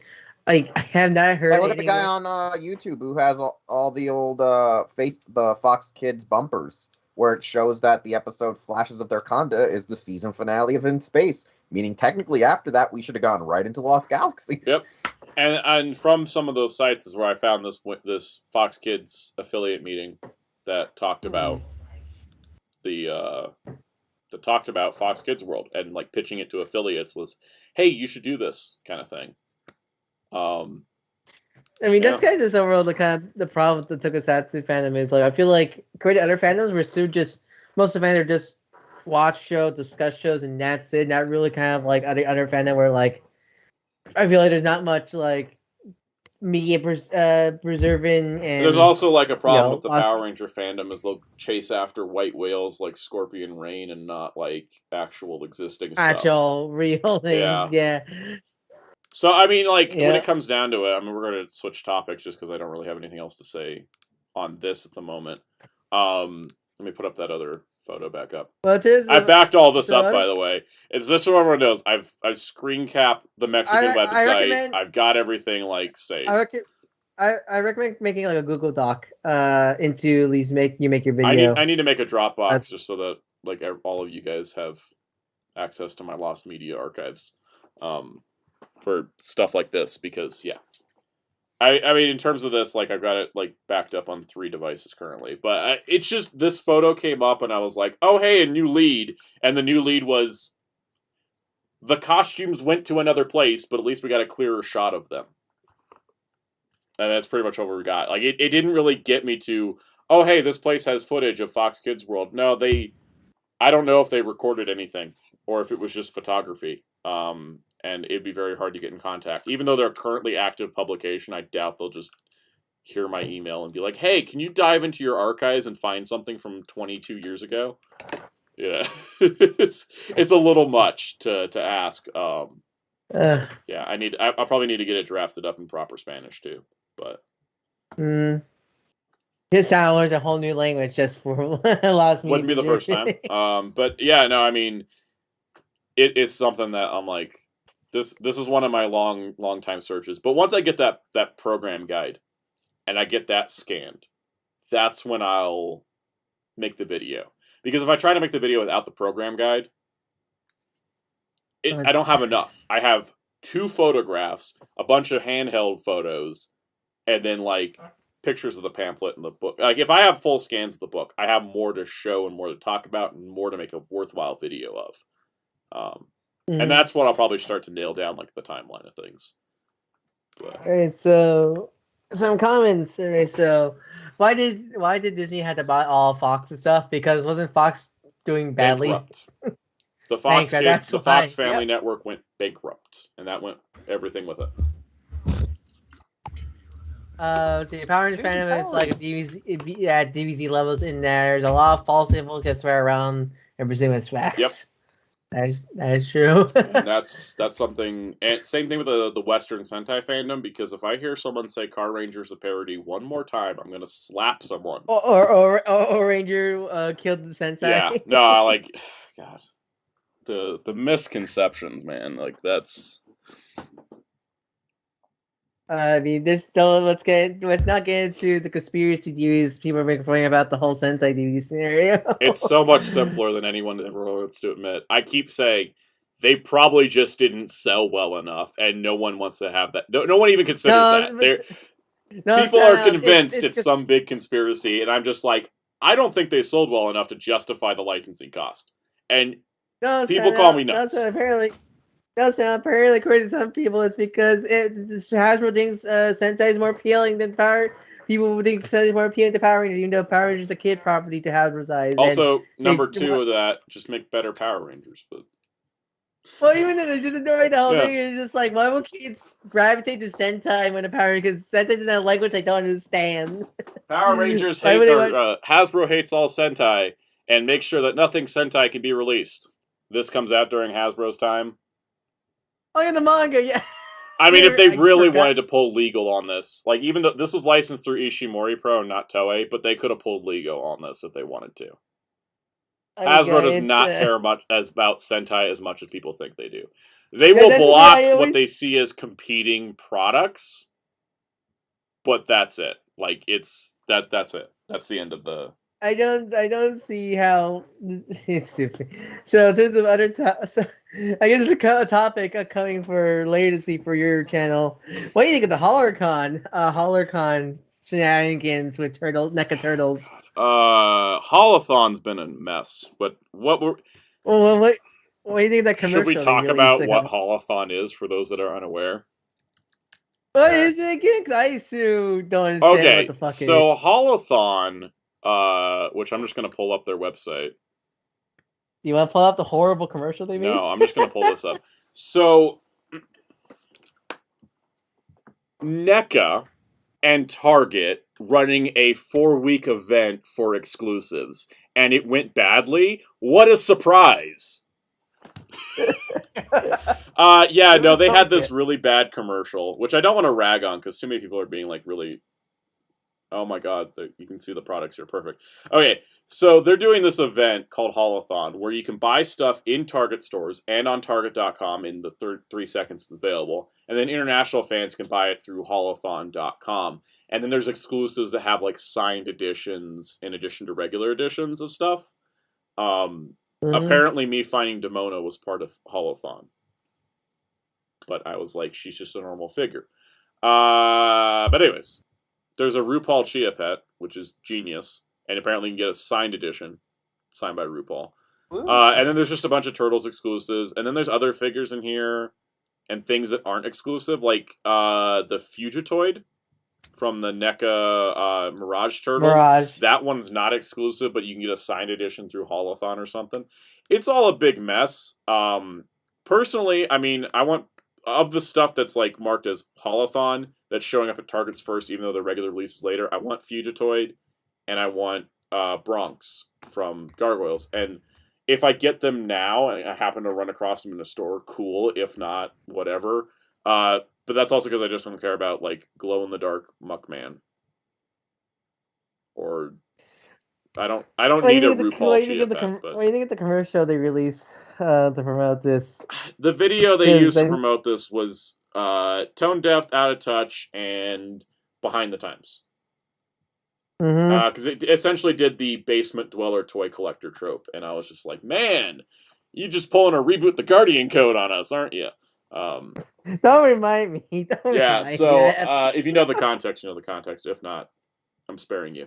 But anyways, it was really bad. It was a poor marketing choice, and hopefully they don't do it again. But it's NECA, and they rarely learn from their mistakes. So, if anyone thinks I rag on NECA, I buy a lot of their stuff. So, I think I'm allowed to complain. I buy their Universal monsters, and I buy their turtle stuff. Like I'm gonna buy a 4-pack tomorrow. And I buy their Gargoyles line because I love their Gargoyles line. I hate the wingspans in those things though because they just take up so much space. That's what they from stop me collecting those. I want to get those, but they're fucking. I don't know where to put these things. The thing that they're doing is kind of genius marketing because they figured out how to get people to buy the human characters. Oh, how are they like the human characters come with alternate wings for the Gargoyles that are folded. Oh, okay. So if you want the folded wings, you have to buy the humans. Bronx comes with Goliath's folded cape, and then like Eliza's gonna come with somebody. Like they said, everyone gets giant full splayed wings in the box, but then you get the smaller wings with the smaller characters, so that everybody's in the same price point. I more laughable with the Holodon because like you come the day of Holodon, just gone. Yep. Like either they're just. I mean, I bought Demona like 4 days before. I mean, for me, I'm not collecting. I don't collect NECA turtle stuff. Like until they make 7G stuff, and now they fish me in. But I kind of want to get that new Turtle 4-pack, but the problem, like, because it's a release of the Sky's Turtle molds, right? With like the cartoon accurate no, they're molds. the cartoon accurate molds in slightly different colors. I think aren't they the evergreen marketing art? It just that price, it was like 150. 150 and I'm for like, the not movie sure. Turtles. I feel fine with, but 150 for cartoon Turtles. Well, because I think with the 150 for the movie Turtles, those are brand new molds, while these are just re-releases with less Well, the accessories. Secret of the Ooze Turtles are, I think, they're new molds, but they're not at the same time because they're. But it's not a simple release. They're not a reissue. They actually did do a lot of work to make sure they look like the Secret of the Ooze versions. Anyways, I guess other chat other stuff. news. Psychos was trying to get me to slap somebody. Brian, has anybody made like a really concise video of Disney's purchase of Fox assets since 2000s? Before we do that, since Psycho says I said the Car Ranger's a parody, I'm just gonna slap the Tiga DVD. By the way, fans of the song "Take Me Higher," it's on 2 episodes out of this set, but not the rest. I don't know what happened there. Either it's a slip up, maybe they missed intentionally or unintentionally, but episodes 3 and 4 have "Take Me Higher." The rest of them had that replacement song. Anyways. I figured there's some people who did like a Disney purchase Fox thing, but as a passing mention, where to talk about like the Fox kids as there's the program. Not enough detail. I've looked into possibly doing a history, but yeah, no, there's just not enough detail. There's just like nothing online. Brox is on Big Bad Toy Store now. There goes Brooklyn. Brooklyn, same old New Zealand. Bronx is going to be a retail release later. He's just first at Target. Shinkenger Decade card. Should I throw my tinfoil hat theory out there? Sure. It's not Hasbro. It's Bandai Asia, because every one of the CSM releases from Team Rider and Bluefin has been the Bandai Asia release. So there is an issue. There is an issue with Sentai and Bandai Asia. And that's why we don't get it here. Because of their Power Rangers license is totally different. So I guess out of toy news, Mattel. There's a lot to go over there. I don't know if anyone cares. Chat, tell me if you want me to talk about Masters of the Universe, because I could go on a tangent for a while. In the meantime, we're going to go look at Big Bad Toy Store and see what's up. Should we look at Brooklyn's gigantic wings? Because I feel like his wingspan might be more than Goliath's. It is scary. It's a shelf destroyer big. All of them are just self destroyer big. I mean, even the silhouette of Eliza they showed, her hair is like flowing out to one side. I'm just like, wow, you're just going to take up every inch of space. But anyways, yeah, no, here's Bronx. Or not Bronx, Brooklyn. Dang it. He's got the sunglasses. Let's see, Brian in the chat. Have you listened to Aaron Archer's Toy Podcast? The Batman episode is my favorite so far. I haven't yet, because I listen to like 4 podcasts a week. But is that the Batman movie or the Batman cartoon? Is that what I specifically want to know? Yeah. One of the toy lines. Yeah, Zeltrax, that's actually a real thing. Bandai Asia is one of the reasons, with not just the Reika Daizanto, but the fact that like we also have delays on a lot of the inventory here. Yeah, the reason why is because with the CSM and even the DX stuff, it goes from Bandai Japan to Bandai Asia to us. Because everything I bought from Team Rider so far, whether it was the Decade Ride Watch or the Zio belt set with the gun or my CSM Amazon's driver, all have Bandai Asia stickers on them. Don't forget the Ballzeon. Ballzeon. But that wasn't even Bluefin, that was just Big Bad. I know, but we still don't have it yet. Yeah, but no, or not Ballzeon, I should say the most recent one too is Battle Caesar Robo. Battle Caesar. Yeah, I'm still waiting for Battle Caesar. I have not gotten my Battle Caesar yet. Yeah, no, so I think with Team Rider's stuff, the reason why I think we don't get stuff, like they didn't offer Progrise Key Set 3. And that was probably because Bandai Asia didn't get it. I looked up on their thing. Bandai Asia didn't have it on their P Bandai. So I think if Bandai Asia gets it, we get it. So O's may not be an issue here, but an issue in Bandai Asia. I can't say that for certain, but Bandai Asia doesn't have any O's product whatsoever on their P Bandai. So. So what choose? So what choose you more? People saying Courage is a parody, or King pushing Amy out? King essentially going macho Red Ranger and mansplaining his girlfriend out a window for the final battle is still the most annoying thing to ever happen to Sentai. Wait, what was that again? Was that Old Ranger? Oh. Or Yuji? That finale ruined the whole show for me.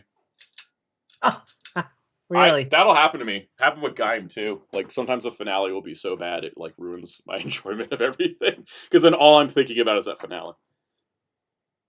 I was just looking at this really shiny Monstar I'm not buying because I can't trust ramen toys.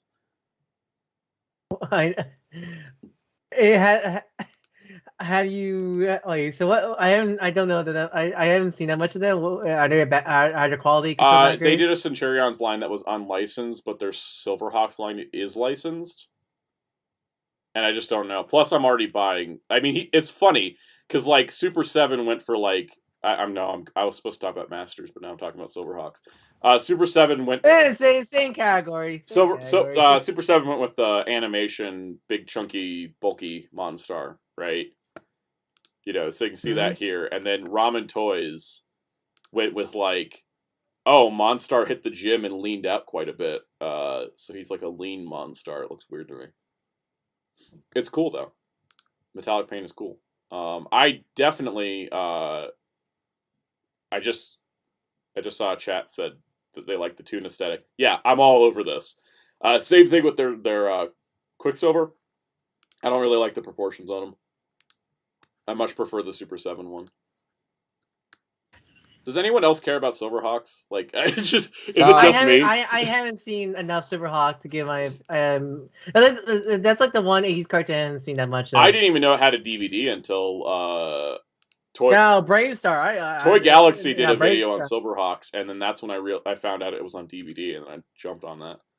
I love Silverhawks. It's Thundercats in space, but there's nothing wrong with that. They're not as cool as Thundercats. They are like they are number 2 in the Animal Warrior trilogy, but I mean they're better than Tiger Sharks. But I do like Silverhawks. The Tiger Sharks have a better aesthetic of actually having the whole. They're not a part of the universe. They're in their own thing, Ryan. Street Sharks doesn't get to rank in the Animal Warrior trilogy because the Animal Warrior trilogy done by famed Japanese anime studio Hanna-Barbera. Okay, I don't know why King Kong entered the chat. Because it was probably just Monstar trying to transform. Oh no, it was one product went to unmute. Somehow it made like King Kong sounds from the Toho. By the way, I love that Super 7 said, hey, it'd be too expensive to put Monstar's throne with him, so you can just buy it if you want. I love these options. I love the options here. They're like, look, just buy the throne if you just want the throne. Let's go look at some Master stuff. I'm going to do that, like, on a different tab, so that way I don't accidentally pull up my Twitter feed. Liar. He wants to pull up his Twitter feed and show you all the horrendous stuff. Oh my god, I just saw the most horrendous thing. And now I have to show everyone. Because it came up now. But, this is the first thing that popped up on Twitter. Was this picture from a Fox Kids magazine, because Lost in Translation Mon has been doing just random pictures from Fox Kids magazines, and there you go. Oh, are you the Digimon? I love yes, I love those horrendous Digimon ads from those magazines. Isn't that beautiful? That deserves a like. Anyways, that fantastic thing. Let's talk about Masters. Let's do some Masters. Oh god, no! My favorite is the horrible artwork of Terriermon, Gilmon, and Renamon. Yeah, no, yeah, that there's some. I guess that might be on my fingers. Hey guys, let's talk Masters of the Universe for a minute. Yes. This is the first Masterverse that I looked at and was like, cool. I don't need that. Which one? We're looking at 40th and bless you, whoever that was. That was loud enough. You know who it was. I know. I just like saying whoever. Anyways, this is the 40th anniversary He-Man, which is basically the Masterverse mold done up like the vintage toy. except they still kept the opposite goal. I personally like this because my issue with mostly just He-Man specifically is I feel like He-Man needs to be that buff barbarian man. So like I always feel the Revelation figure, especially is too spindly skinny. I mean, they definitely beefed like, him up, and I want to see that mold used for something else. But I don't. I need hope this. he has that. I hope he has like an ab crunch because that's my only issue with his mold. He has like no any ab crunch or anything. Also, like he has one of his hands can actually tilt, so he can actually do the. It's definitely one of those. I do love the packaging though. The packaging's fantastic. It's one of those things where I want to see these parts reused on other figures, but I don't really need this because I have a classics He-Man that serves this purpose. I think for Master fans who are now getting to them, I think it's a good figure. Oh, totally. Still. I want to see the Skeletor though. I'll be all over the Skeletor. Trying to think what, because that was like I don't know, maybe because Skeletor I don't know. I never feel like Skeletor fully fits the muscular body like He-Man like this does. Let's talk about muscular things with this animated He-Man that looks fantastic. It's perfect. It's so perfect. Like, I don't mind the basic line. I used to collect the basic line because there's like a good chance that maybe they won't do everybody from the show instead of like right away. I feel like I don't even need everybody. I just need them to all be this good. Yeah, but still, like, God, I just want this He-Man. I want this super chunky monkey. I didn't like the basic figure that much because I got it and I was like, I want to like bend his elbows. It's a good, like the basic figures are good. Chunky edgelord Skeletor. Yes. Yes. Like the basic line is fine, chunky kids toys. That's like you can bash those figures together. This is more what I'm looking for nowadays when I'm like buying stuff. Ryan, let's test that theory. Let me bash one over your head. I injured myself with Battle. I already injured myself with the Battle Cat already. Trying to play with the gimmick. Battle Armor He-Man. I totally want to buy this, but not use it as a He-Man on the shelf, but just as another character because I think he looks neat. I like the because there's so much you can do with just regular He-Man face. And the sad part is his face kind of reminds me of the Rankin Bass mold for some of the characters they would have in their Christmas shorts. Like that face, I'm just like, what's a Rankin Bass puppet doing? Right. God! It reminds me of the Santa Claus face they use for the Life and Times of Santa Claus. Yes, it is. I like the battle armor though. It's more than just a chest harness. It reminds me of because I feel like it's kind of a secret way to do like King He-Man. Because I'm not sure they'll do King He-Man in this line. Yeah, we'll see. They've already made more He-Man variants in this line than they've done in the vintage line, which is crazy. But I mean, he looks cool. I like his shield too. His shield is neat. Apologies if you hear like weird sniffling. It's allergy season. Yeah, it's actually Soundout has a snorting addiction. Because I buy too many Masters of the Universe figures. Snorting what? He likes to snort gunpla plastic. He grinds up his. I don't mean to. It just happens. It's all accidental. He just grinds them up and snorts them, man.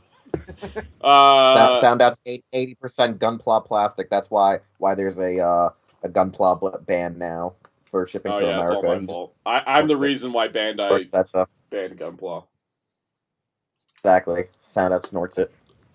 Hero. I like Hero. I really like. He looks really good. I don't know. It's just the photos they took, but the capes look really. It's dead. because the capes are backlit, and they shouldn't be backlit because they just shouldn't be backlit. Because the game, I like that staff. That staff's cool. Mm-hmm. Yeah, I never got the classics Hero, so I'm all over this. And I just had the staff. I could see easily because wasn't the vintage toy meant to have a chrome plated chest? Yes. I can see them doing like an exclusive version where it has like a chrome plated chest for like the Mattel. What they call it, Mattel online. Yeah, Mattel Creations. Let's talk about my hype, She-Ra, because I freaking love She-Ra and her characters, and we're getting like 2 cape options and an extra head. It's brilliant. I really love the updated version of the toy tiara, making actually what I think it was always meant to be, that kind of like battle match. Yeah, it's funny because like I keep seeing these capes and like, why are they so see-through? And then I look at the capes we've gotten so far, and they're see-through if you put a bunch of light behind them. I think because they're on white backgrounds and they're lit so harshly, they look a lot thinner than they actually are. I mean, I think what's nice, especially if that's the case, then these are actually toys and not CG renders like Yeah, Hasbro these are definitely like physical prototypes, at least prototypes. I don't know about production versions. Hey, eventually one day they're just gonna be like, hey, we announced this new figure and it's gonna be in a box, and we're gonna be like, no. The one thing I will say is that, like, in the cloth cape versus plastic cape debate, the plastic capes on my classics figures are causing them to fall over because they're too heavy. No, yeah, because that's the problem. Well, that's the make or break with plastic capes, is they can be really especially damn with heavy. classics, they were too heavy, and so I kind of look forward to like having more cloth, but we'll see how it turns out. And then, all right, I just gotta hype up Sunman because he's just having a year. I love how it's like this is like a what if updated design. Yeah, like they didn't just make, oh hey, here's 80s Sunman, but they're already doing that in Origins. That's fine. They're like, let's make a modern Sunman, basically. And like he honestly looks like something from 2000X. Yeah, he totally does. Like it's not like he doesn't look any like because it's not like Revelations where like Revelation was taking the Filmation stuff and kind of modernizing it. This more looks like if he was in the 2000, if like there was a 2000. I mean, if he was actually in the good He-Man show. Yeah, yeah. Well, he's not in the CGI one yet. He's not in any of them. He's never been. I'm making the joke. Say if he was in the good. I was gonna say, like, in terms of Sunman, for those that don't know, this was a character completely born out of the need for a black superhero character on the toy shelves, because there just literally wasn't any. None. I honestly think Clamp Champ was made only because Sunman was out there. That's my headcanon. No, I'm gonna say Superpowers, like maybe like the Superpowers Cyborg, but I think that was like a Superpowers Cyborg barely made it out in the U.S. and was only in like South America. Yeah. So and that doesn't count. Like it existed, but it may not have existed.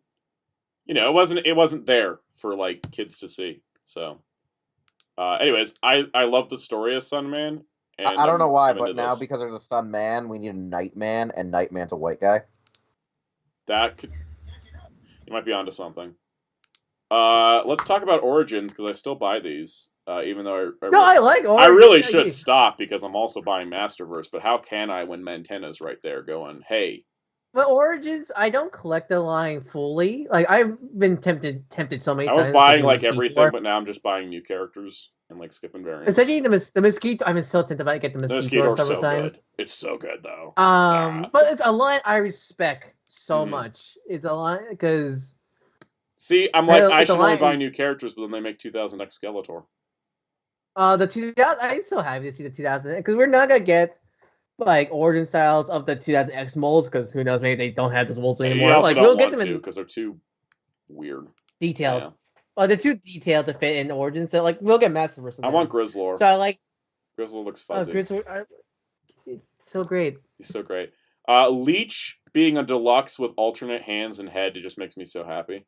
Leech is so great. I love because I mean Leech is I think his gimmick is fun for the 80s figure, but like he looks horrible displayed on its own. And then Snout Spout also has a removable water pack. That's just I love they kept the water. That's like what I love Origin. They kept the goofy gimmicks with these. Well, the other thing is like I just feel like a sense of like childlike joy when I play with Origins, and then like Masterverse, I'm like, ooh, articulation, posability. Yeah, like I like the dynamicism of Masterverse.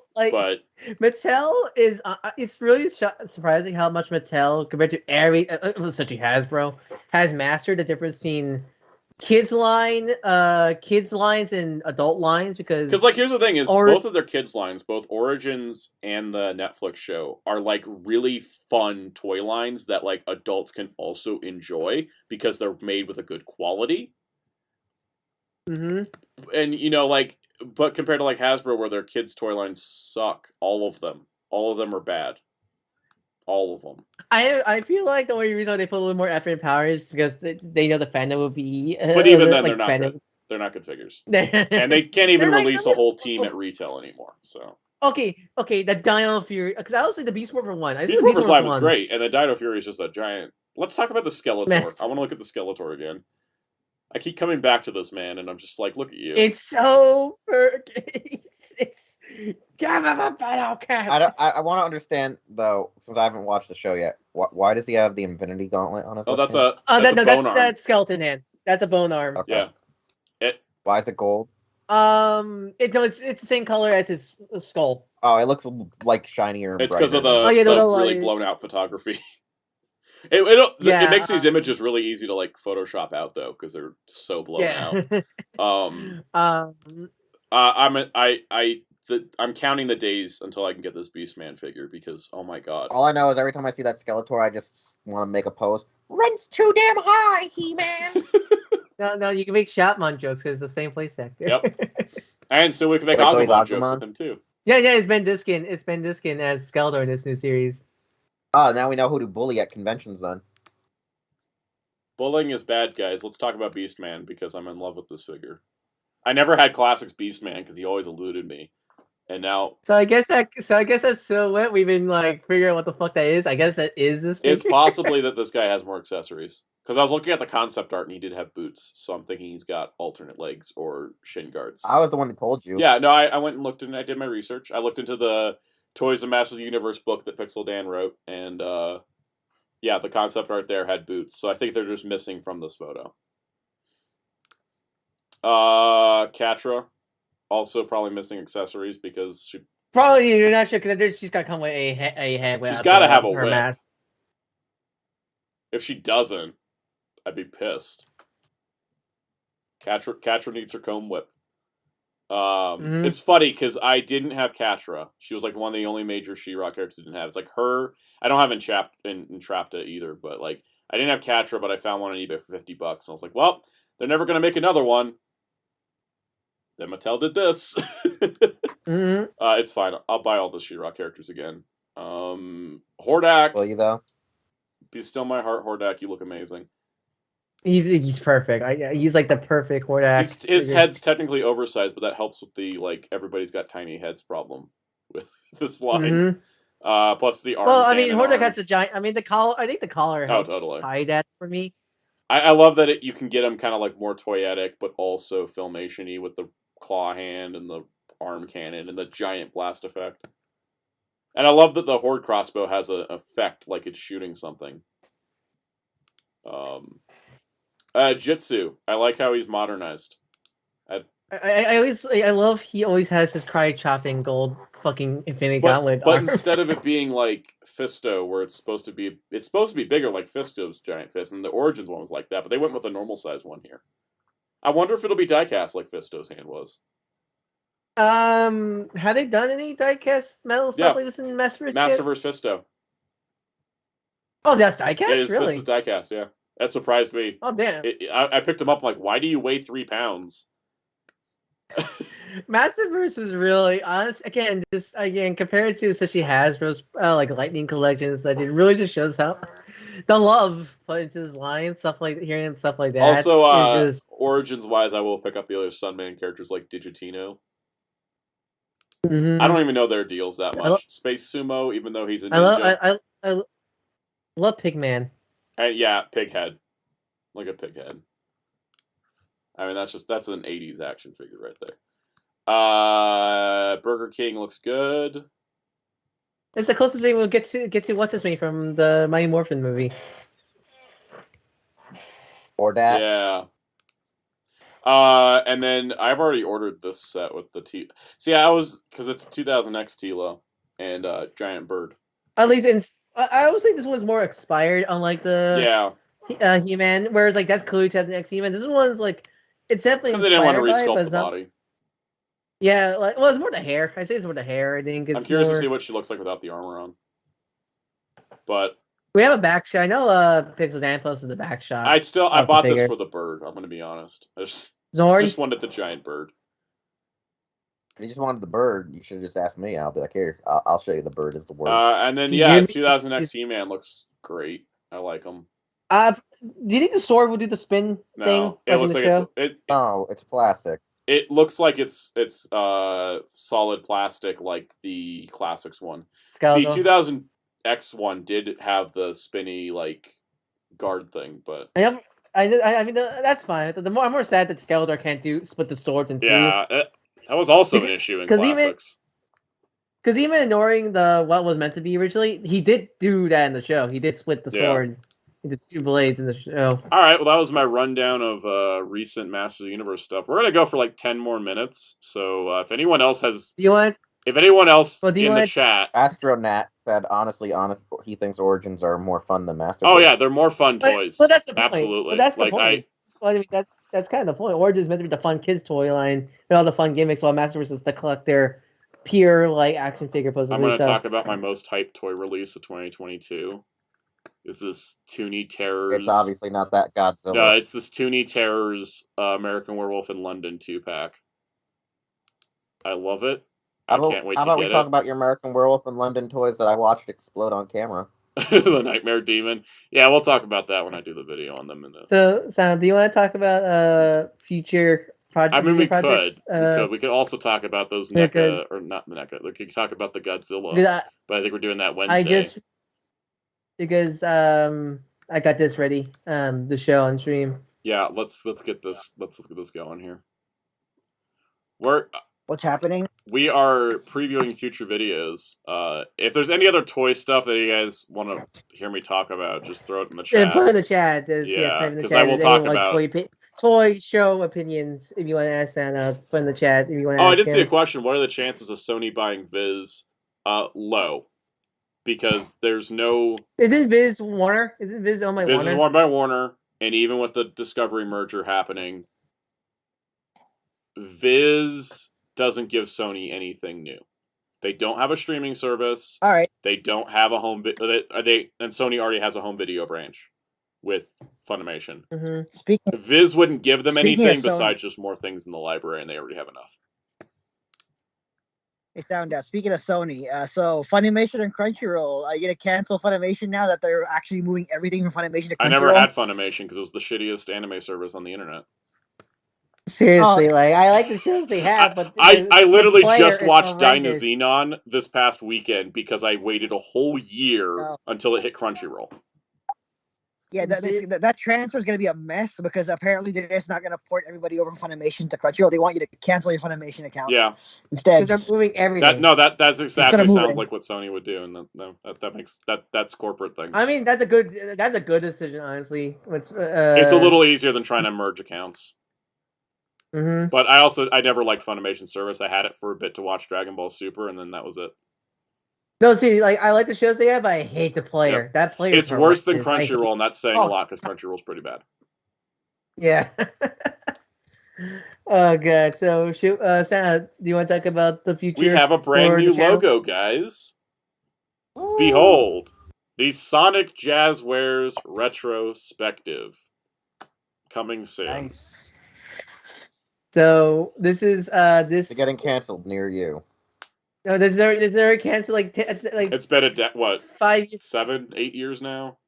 They were 2 toy licensors ago. We're fine.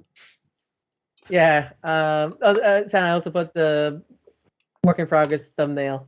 Yeah. So yeah, I'll do that too. So this project, this project.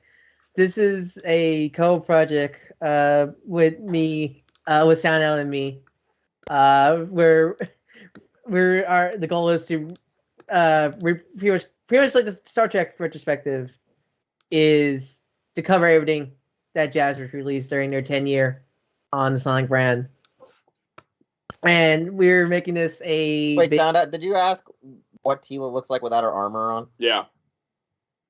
Oh, that's up on Big Bet. Is it on the Big Bet? All right, we'll go back to that in a minute. All right, anyways, let's look at the temporary thumbnail because it's already looking great, honestly. So yeah, this is a project me and Sam are working on. I love it. That's accurate. You know what? Just keep it like it is. Perfect. Oh, that's the work. No, I love it. Team Dark here, Silver Base here. That's that's the concept of where characters go. No. Perfect. That's the thumbnail. That is it. I love it. It's so unprofessionally great. It's great. It's just meant to be It's a template. Template. No, but it's perfect. No, it's perfect. No, it is absolutely beautiful. It's literally like I love it. It's like those behind the scenes. So this is how we first came up with the idea. It's just like a doodle on a piece of paper. And it's like, I drew a penis on your face. Wait, isn't that how Ninja Turtles came to exist? Is that Eastman and Ladd just drew it on a cocktail napkin and then exactly. Yeah. Anyways, yeah, this is coming soon. No official date yet. But if you wanted to know what you're expecting from this project, Spec, not only just the same style Soundout has been doing with the Star Trek, Pretty much the Star Trek format, but a little more extensive. Format, but also B-roll, my own gameplay recorded B-roll to use in the background, and brand new animation being worked on by me and my partner, Owen Barry OD on Twitter. If you want to look up, he is the one who's making all these 3D renders for us. I was gonna make a joke. If he doesn't want to be here, then I ain't looking him up. Well, he's from Australia, so his time zone's different. So is Campbell Cooley, and we still got an interview. He's Australian? I thought No, New Zealand. They're about the same time zone. Well, anyways, it's going to be a big kind of thing. My only fear is stuff breaking during filming. Oh yeah, because the Jasper is calling a troll. Has not been. We already have Amy's knee that looks like she went down the wrong street in Boston and got a nice baseball bat to it. So, like, you know, it's just. So can you post the? Can you put up the new? I mean, hey, it's pretty accurate of what happens in Boston, right, Cows? Yeah, then you gotta ask where you are. All right, what do you want me to put up? The new thumbnail, work in progress thumbnail. I played in the chat. Another one in the chat. This one's a little more close to what the final thumbnail will look like. It's downloading. Okay. Yeah, let's get that thrown up here. Boom! Oh, look at that. Oh, that's popping. Yeah. I like the backdrop a lot. We're making the goal is to make make sure the thumbnail pops. It pops. And hopefully the views will pop too. Yeah. That's always always like you go into a big project, you're like, all right, so is it gonna it's gonna be great. Well, you want me to do the rant? But is people gonna watch it? Oh, I was gonna make the joke, Jerry. We'll hold the rant till after the show. If anyone asks why is characters like Zanuck and Mephiles in there, even though not part of the Jazzwitch toy line, just to make it more interesting and fun as a thumbnail. I mean, if someone assumes that there was an Infinite figure, and there's a Zanuck Infinite figure, but Tomy. If someone assumes there was a Jazzwares Infinite figure just off the thumbnail, it's not our problem. You played yourself. Not our problem.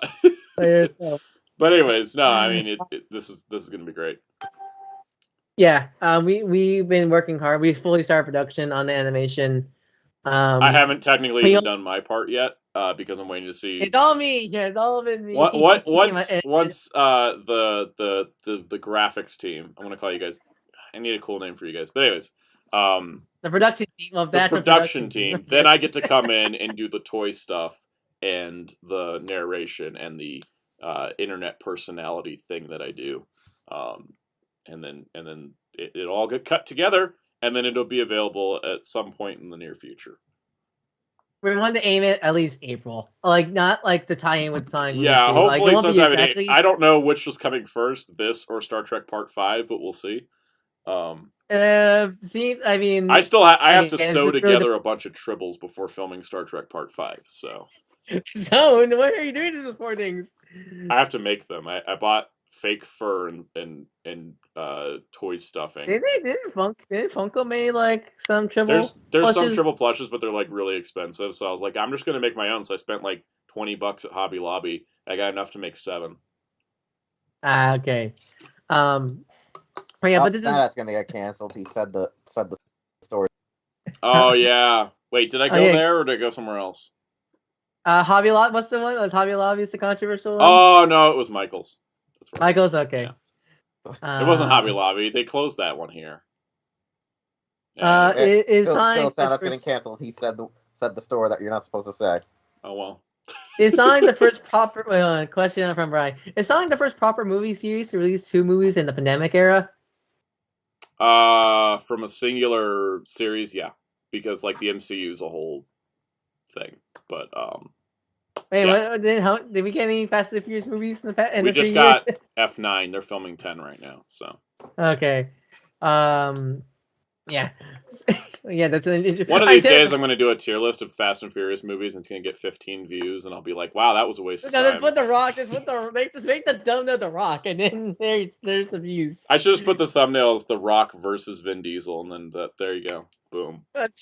Just like the Rock and Vin Diesel. Yep. Going back to Sonic. I mean, it doesn't help that The Rock did save that franchise for them. It was already a sinking ship. He saved the franchise, and then Vin Diesel. Like, the thing was, apparently the beef happened because Vin Diesel gave acting advice to The Rock, and that is the funniest thing I've ever heard in my life. But that also is so Hollywood at the same time. I don't know, it is, because for a guy who isn't as talented to give a guy who's has more charisma in his pinky.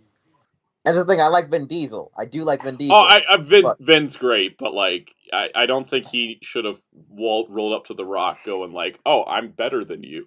Like, it's like work as equals or something, because they brought The Rock in to help your franchise. Because here's the joke I'm about to make: Chronicles of Riddick is just pretty much received as well as The Scorpion King was. Sorry, bro. Both movies are the only people who like those movies are the people who like those movies. We're the people who like those movies. The rest of the people don't like those movies, all right? Yep. Just because you both made bad movies before doesn't mean...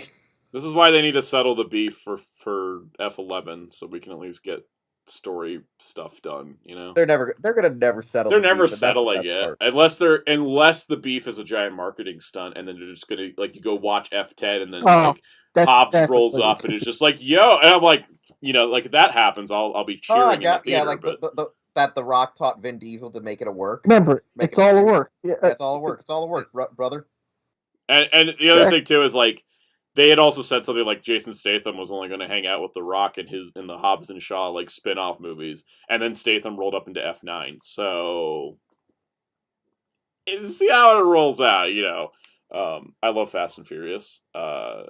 It's great. Anyways, I did see a comment saying that Viz releases are better than Funimation. They are, because the thing is that Viz doesn't. Funimation's got 3 problems. 1, they just multi-parts for short shows. 2, freaking combo packs for some reason. 3, digital codes that are now invalid, all in existence because they're shutting down their service. Mm. And 4, I said 3, but there's 4. The 4th one is that they feel very much like, oh, that was simulcast. And that's all you get. Sometimes they do, like, such with sometimes they at least put the effort and redub semi-dub shows. They sometimes do, like with Dragon Ball, but with God, what was it? IBO, Iron Blooded Orphans, was the TV version, not the home video version. Which was annoying, but question we got a question. LP, Christina be back for Fast and Furious 10.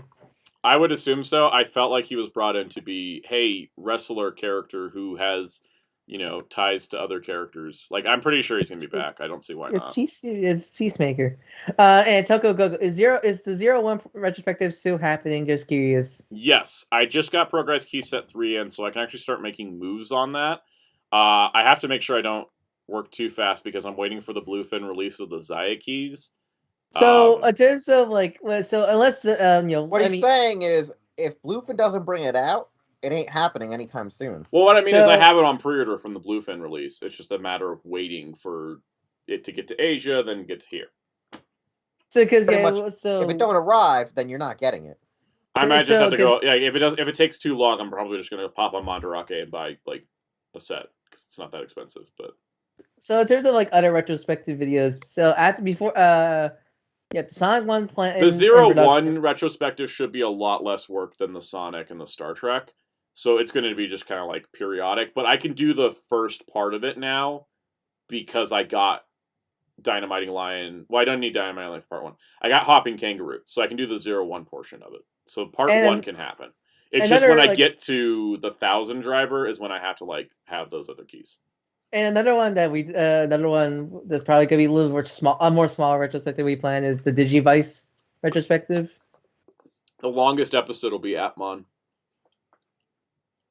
Mm-hmm. Because there's way more toys for Atmon that are device related.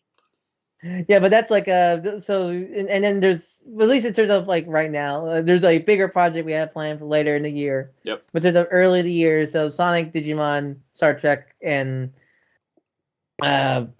Zero One. Those are like the Zero major. One I'm going to start working on soonish because it should, emphasis should be a lot simpler to put together because it's mostly sound demo, but I want to keep it snappy so it's not just sound. For We'll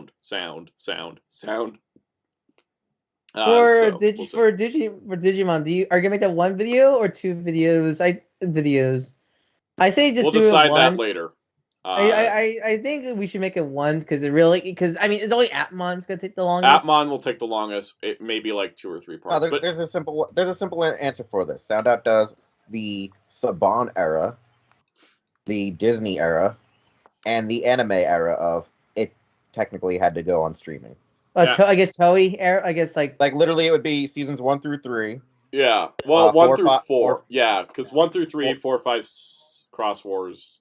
So viewers, Adventure to Data Squad first part, then Cross Wars Fusion to I guess Ghost Game because we probably could talk about the video race. Yeah, but then just do Appley Monsters its own part. Mm-hmm. Because Appley Monsters is gonna take a while. But yeah, I mean, the next retrospective thing you'll probably see is part 1 of 01, is my guess. Well, because I mean, it's easier to produce than.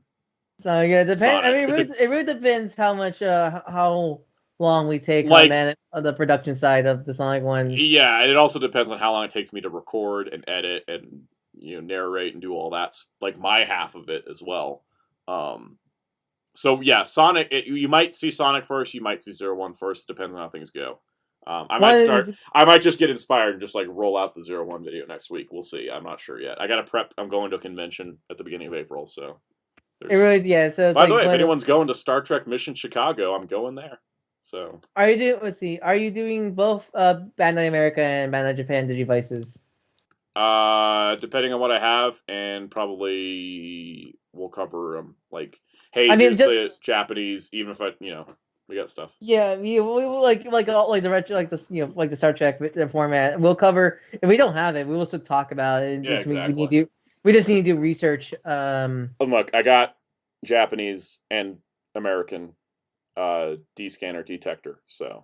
Do you have the Fusion loader from Fusions? No, I have only the cross loader because I don't like the Fusion loader toy. But we'll just talk about like what I don't have in pictures. We'll still talk about the American stuff, the stuff you don't have. We just need to. It's funny research. These things have the same size plug, even though they don't actually. Because even with the Sonic, with the Jazz retrospective, even figures you don't have, I make sure I wrote down a lot of notes so you can talk about it. Yeah, like well, yeah. If you've seen the Star Trek ones, or heck, even my Ghostbusters video, sort of in that format. If we don't have it, we'll cover it still. Yeah. Anyways, we got 2 more questions. From Toko Gogo, are you still looking for the Burst Digivice? Yes. We'll be willing to. Toko Gogo said, "Are you still looking for the Burst Digivice? We'll be willing to sell one of mine." Hit me up if you have Twitter. Hit me up on. I'll Twitter. put your Twitter. I'll put your Twitter. Yeah, I mean, it's on the screen, but I'll put it there. Yeah. Hit me up on Twitter and we can talk about it because I still need a Burst Digi. It's like the one main model Digivice I don't have. So you'll never have. And from Omega RX, we have two questions. I'll answer the second one first because I feel like the first one will take a while. Right. Have you set up your Kamen Rider display? No, because the 01 display is in chaos right now, and I might as well just keep it that way since I got to film for the retrospective. And probably the last one, maybe the last question, depends. Do you watch Dawn Butters, and what is your opinion? Didn't watch it. Trailer turned me off of the whole show. I can't get over the cheap visuals. It's just too much. It's so much corner cutting that I literally just can't bring myself to watch it. As someone who watched the first 2 episodes and have episode 3 downloaded so I can watch it, it's not bad. It's like horrendously bad, but it's not good either. Yeah, outside because the production wise bad. For me, I can't get over like because I'm like a film nut and like because I've gone I've done my film school stuff, I've done my own production things, and it's just like when I look at Don Brothers, I'm like, if you're gonna be that cheap, why'd you bother making it? So Yeah, that just kind of like blocks me from being able to even like even try to watch it. As it's kind of sort of, I mean, it sort of feels frustrating because especially since I've seen the episodes, it kind of feels frustrating for me where I see so many people praising it, and I'm like, I go, I don't get it. It's the same thing. Like I can do this whole like, there's Hocus Pocus Toonie Terrors. Yeah, those were announced a few days ago. Oh, those are cool. Anyways, yeah, so that's just like where I'm at. I'm like, and this is a debate that comes up with like pretty much almost every. There's a lot of stuff where I look at it, I'm like, man, that looks terrible, and then people are like, oh, I love it, and I'm like, okay, well, I don't. Like, it's just like it just comes down to like what is your personal preference of stuff. My biggest problem with Dawn Brothers is there's no investment. And I get it, it's only 2 episodes. I know 3 now, but like my problem with the show is in terms of as a writing aspects, I there's too many problems where I can't just go turn off my brain and have fun like I can do with Zenkaiger.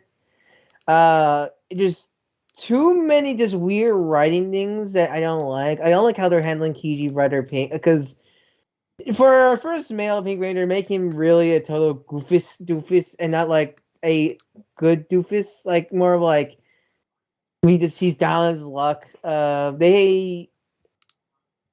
Oni's sister it's like they're making her the main vocal like center character in terms of these first 3 episodes, and like that, yeah, like cool female lead, sort of, maybe, who knows, it'll change, but like Red's the only one with mecha, so you know how that's yeah, gonna go. but still, but here's the thing, like that's just because Oni's sister is our main central character for these episodes does not mean that it's automatically great. I like my problem is. My problem, and I think it just boils down to, is no matter what the story and characters do, the cheapness of the visuals has just ruined my possible enjoyment. Like the visuals don't help, but again, like even writing wise, it's not great. It's in a way, and it's modern Toei Toku, so it's gonna have some trappings. And in a way, I feel like I was expecting batshit. Remember, he's either batshit insanity or absolute depressingness, and there's really no mid ground. Like I was expecting Chanderian levels of. By the way, like, these Naruto statues are really nice. I'm just I was at the Chanderian nuts, like total nuts with it, but like I'm not getting that in terms of like it's too. It feels like they want to tell more, but like the way how they format the episodes, they just can't. Especially again with Oni's sister, like again, cool. Oni's sister is our main viewing point protagonist. She doesn't do a lot. Like she's mostly just what's going on? I don't know what is going. Are you Momotaro's? I guess it has good. I can't really comment on any of this because I haven't watched it. So let's just move on to topics because I'm just kind of like I don't know what else to say. I'm looking through anime statues because I'm like I don't know what to say about Dawn Brothers. I just don't want to watch it. It's not horrible. It's not horrible in terms of. It's not offensive, at least in terms of like. No Sentai's ever going to be like. Hopefully, Sentai doesn't ever get that. I just there's things that bug me on a production level, and it's hard to get over that. It's kind of there's so much like problems that I can't even say it and watch it for funsy because they're just as a professional product, it's horrible. It is horrible, especially you look at other companies doing the same thing for a lower budget. I mean, I like the thing is, I think if they just gave their VFX artists like prep time, it would have been good. But I would love for Sentai and Writer to do the thing that Ultraman does, where it's like half the year's clip show and half the year's new show, because I feel like Ultraman becomes a better product because of it. because Or it's just because they have it a time to develop. They have time to produce the show in advance and not be running on these really close deadlines all the time. You should do like a Psycho Battle again. Like just like make like a Psycho Battle like 13 episode series, like mini series, where it's just all suit, no mecha fight or anything. They could just do all... they could do more, and I feel like the 52 episode back to back is not. It doesn't work anymore with the way that visual effects are done these days, because I think that's the reason why stuff doesn't look good, because they don't have any time. They don't have any prep time, because they're going off one show right into the other. They don't have any prep time. Yeah, like it's just frustrating because then you look at older Sentai and their CG is not even as bad as Donbird, and they're like from the 2000s. It's frustrating, and especially how you look at Garo, where that has a smaller budget compared to Sentai probably. We can't even look at Garo anymore. It's dead. I know. They're like 15th anniversary. Crickets. I know. Crickets. Versus Road put the nail in the coffin, bro. It was a bad show. I haven't seen all the shows, so I can't fully say my opinion on it. It's still better than Versus Yamago Road. Terasumono, but yeah, no, it's still better. But yes, but in terms still, of, I'm going to talk about Garo in general. Guys, can we talk about how like the only Dynazenon options are this Good Smile one that has a terrible waist joint and oh no, there's the Monoroid. The Motoroid, at which I can't hardly find places. Oh, there it is. Good Smile has it. Their website has it. That does everything. That's only surprised they could do the whole, every combination they would, and also could combine. I think there is a set, but I can't find it like to order it anywhere. Probably Good Smile, maybe if they still have it. I don't know. I know there is a Grid Knight, a Grid Knight minifigure that can become King Kaiser Grid Knight. Yeah, and he comes with Goldburn. Anyways, I guess like off the Don Brothers, because I just don't have anything else to add. And it's just like we'll just keep running in circles. I just like I think at the end of the day they could do better, but once again they keep treating Sentai like it's Kamen Rider's like honestly twin brother who like got eaten by a wood chipper, and they just don't want to acknowledge it or give it any love. I feel bad more for the animators because they're probably crunched as fuck. Oh no, that's what I mean. Like that's why the show doesn't look good, because they're so crunched for time. And it's very obvious. Look, I don't care. I don't care if the show's fun. If I can feel the pain of the animators, then I can't really call that a good product. Yeah, and that's just that's always the thing that holds me up with a lot of stuff.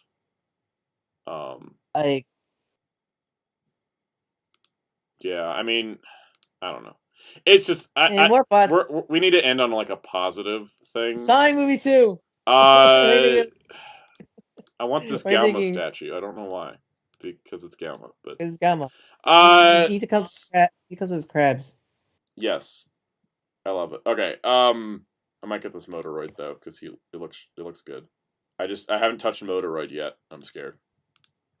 I heard they're decent kids from what I hear. I'm scared about liking them, because then I'll get more. Sonic movie 2. What do you think of what you're seeing of it? I was gonna say no. Be scared, because I hear they're actually bad. Don't go for Motoroid. I heard they were bad before, but they've gotten much better. It's like the real.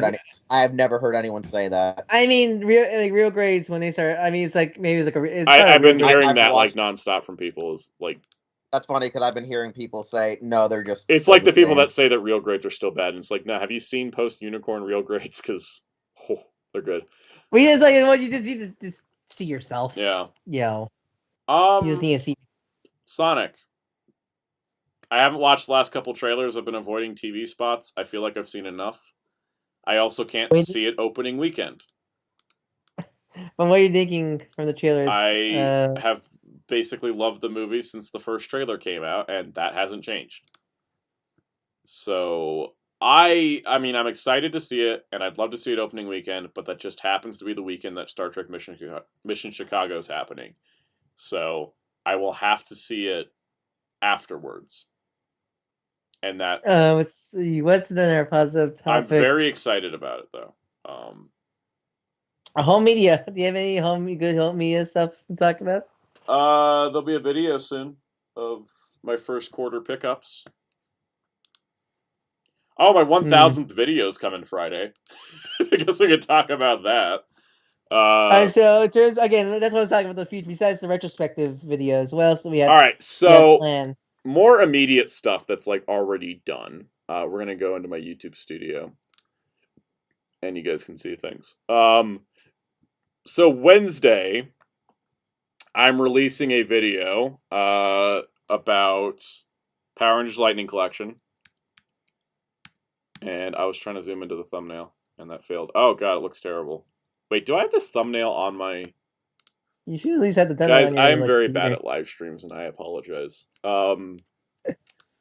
This is your teaser here. So we got me looking generally upset, I guess, staring at an A Squad Pink Ranger. And yes, I know it's out of focus. I just didn't care about reshooting this thumbnail. So I said I was going to do a Lightning Collection rundown addendum to cover A Squad Pink and In Space Silver. Spoiler alert: I don't have an In Space Silver, and I have no idea when I'll be getting one. Use Hey, the dark magic. Don't forget, I made the joke to the Marvel Legends team. Yo, could you just do the Power Rangers team a solid and get us the Space Ranger? Yeah, because I mean, Marvel Legends has been able to fix all of its Walgreens exclusives. Zima was very easy to get. Like I said, I got mine today. Yeah, Zemo, Binary, and Quasar Quasar all went back up today. Oh, like I need to pick up Zima. I need to pick up. I mean, I got Silk. Like it was first a little messy, but I was able to get the Doc Ock and Silk 2 back pretty easily. I got my Binary a week after they said it was ready for pickup, and they actually had it. I was like, oh hey, there it is. So yeah, basically this video is covering A Squad Pink and then talking about my You're not pulling any punches. No, it's not even that. Because like last time I did, with the rundown, I did like analysis. This is more just personal feelings. Like, and you're not pulling any punches because you need to tell the honest truth about this line. I'm telling my honest feelings, you know, and that's that I'm not excited about like hardly anything about the line. And it's, you know, it's less like analysis and more just like, all right, so I'm just not feeling this. And I filmed this before they revealed the Jason and Trini 2-pack for GameStop and the Draken helmet. So, like I say in the video, they hadn't revealed anything in 3 months. I filmed this, like, a week ago. So, it's out of date. But it's still fine. It was supposed to be last Friday's video, but then my Sonic video, yeah, Sonic toys came in, so that had to take priority. So yeah, Wednesday you can see me talk about the Lightning Collection and just kind of get a similar, you know, kind of vibe of like how I'm feeling. So that's Wednesday's video. It's also because I waited till I got the replacement helmet in. And then Friday, assuming I get the video done, will be my 1000th video, which is simply going to be it's going to be an analysis of all the Teenage Mutant Ninja Turtles toy lines from the different companies. It's not going to be like in-depth going, all right, NECA released figure A, B, C, D, E, F, G. It's going to be like really kind of broad, but essentially talking about each company releasing Ninja Turtle stuff right now. Because like everybody's got their hands in the Ninja Turtle pie. So yeah, we'll be talking about that. So that'll be kind of fun. Because we'll be, you know, so like on my notes list, I've got Super 7, NECA, Playmates, Hasbro, DC Direct, Loyal Subjects, Mattel, Lightning, Funko's in there too. So it's going to be kind of like a do you see catch-all. do you see the Lightning already? What was that? Lightning. What about the Lightning Turtles? Yeah, no, we'll talk about them. We will talk about the Lightning Turtles because I got them. Yeah, that's gonna hopefully doesn't end up into a man. I'm not feeling the Lightning Collection thing because the Lightning Ninja Turtles are the best Ranger figures of the entire Lightning Collection. I wonder that's because they're more passionate about turtles than PR. They sculpted in the diamonds on the boots and gloves. They sculpted in the diamonds. I don't know if that's just because they knew that was a unique mold for the Turtles, or if they really were just... They put the love into the Turtles sets. Also, I think the only cloth cape we have in Lightning is Shredder. Yeah, he is, because everyone else was Draken and Slayer, or Plastic. And Magna is... Yeah. Magnus, So no, we'll talk about that, but like basically it will be like... Yeah, I got the video broken down to be like novelty, and it's like Funko and Mattel, and then it's like crossover, and then like the big players at the top. It's a mini retrospective, I guess. Like a mini retrospective of like, look how everyone's doing Turtles right now, because there's a lot, and yeah. Playmate's not doing anything. Playmate's got stuff. Is that good stuff? We'll be talking about it. It's not great, but you know. I sit in my the corner waiting for the 2003 figures come out. Yeah, I mean, God, Mezcos are looking so mishmashed of so many eras, though. But anyways, yeah, no, I mean, it's like that's how they're gonna grab me. Is they're gonna make NECA's gonna make 2003 figures, and that's when they grab me, and I'm gonna feel the pain everybody feels. Someone's now. gonna grab them. It's gonna happen. I'm still waiting for IDW Turtles as well. The closest you get, I guess, is the Batman versus Timothy figures. Yeah, but those are based on the animated designs and not like the comic designs. Not NECA, but like they're IDW adjacent. Yeah, pretty much. I guess Lightning also are IDW adjacent. Also, family. Yeah, no, those are good too. I just there's a lot of turtles. It's like a little overwhelming. Turtles, 1, 2, 3, 4. We're gonna have some fun with that. I've kind of booked out this whole week to work on that. So yeah, we'll be doing that. What about the coming weeks? What do you say? Any plans for the coming weeks besides already talk about retrospectives? Not really. There's gonna be some filler. Alphamon. Alphamon's probably going to be next Monday's video, but we'll see. There may just be a tier list rant. I may just do that Fast and Furious tier list like we talked about, just for the fun of that. If you need, I can like make some tier lists for you. If you need any like tier lists. Oh, I got a list of like 15 to do. I just haven't done them. Again, if you want, you can have one of us guest star in the video. This is discussion like a whole, not like a whole group like this, but maybe like just two people, like you and I guess. It. Yeah, no, I mean, gosh, I wish I had an In-Space Silver. That I almost had one, but then the order got canceled. Do we need to play the Fairy Godparents meme? It was like, and this is where I put my In-Space Silver. If I had one. Yeah, I did that with the Cobra Trooper. I already did that joke with the Cobra Trooper. G.I. Joe Classified. But that got fixed. I mean, there's hope. Yeah, I think for Lightning Collection, you know, watch the video, and I think everyone will kind of understand like why I'm kind of like. So you say that we know some people are not gonna. Oh my God!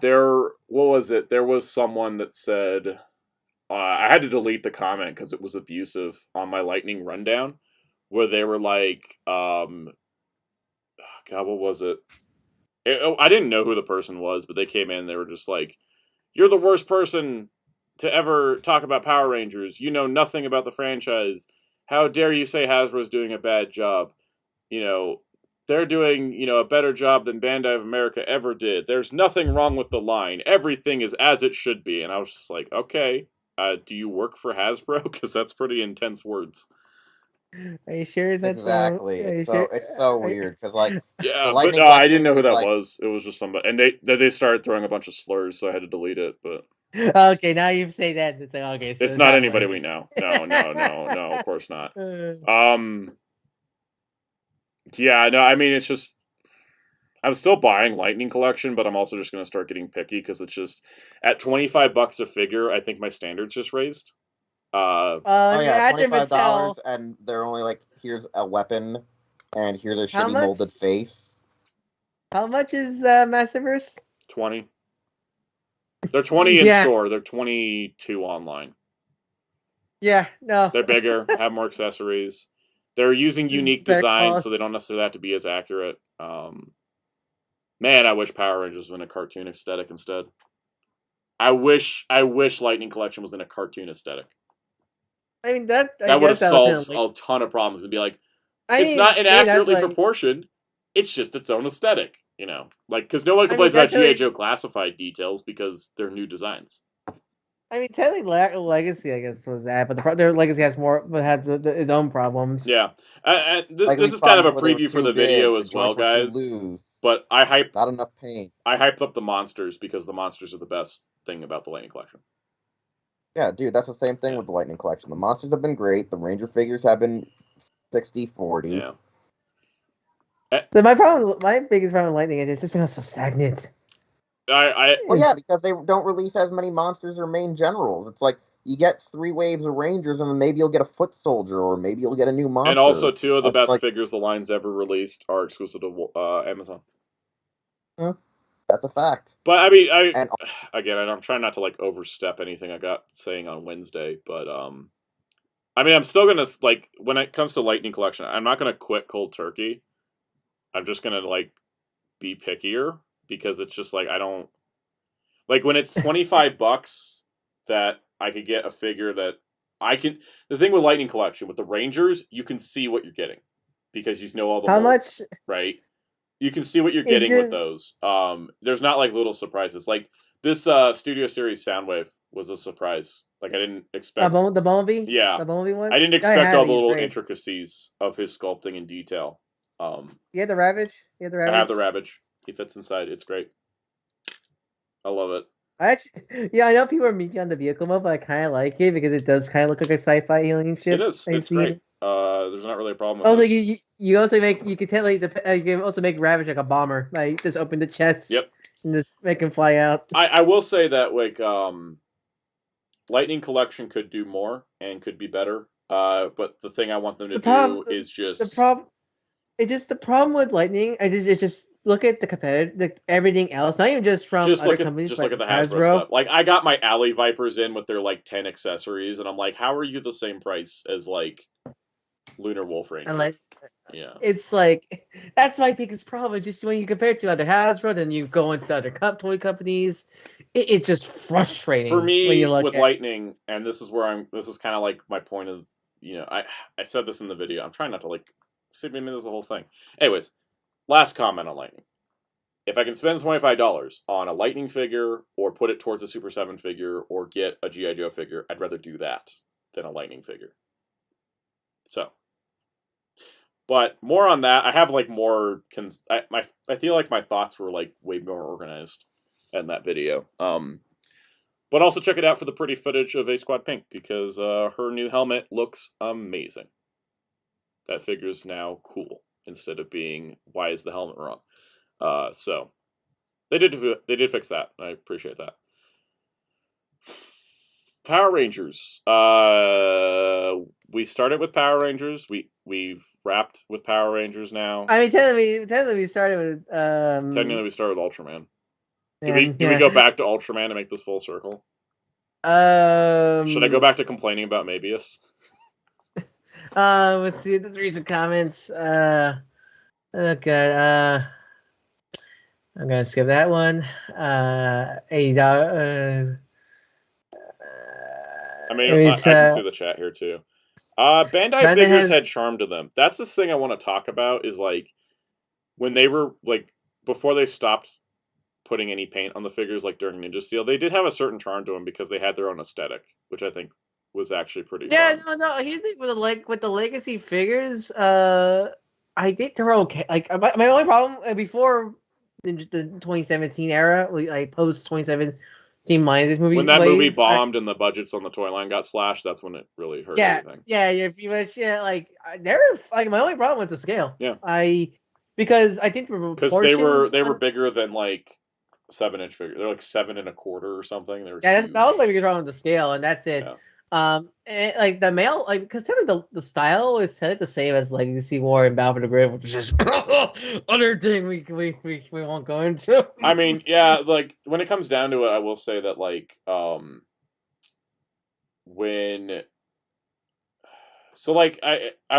liked Legacy up to a point, but like for me with.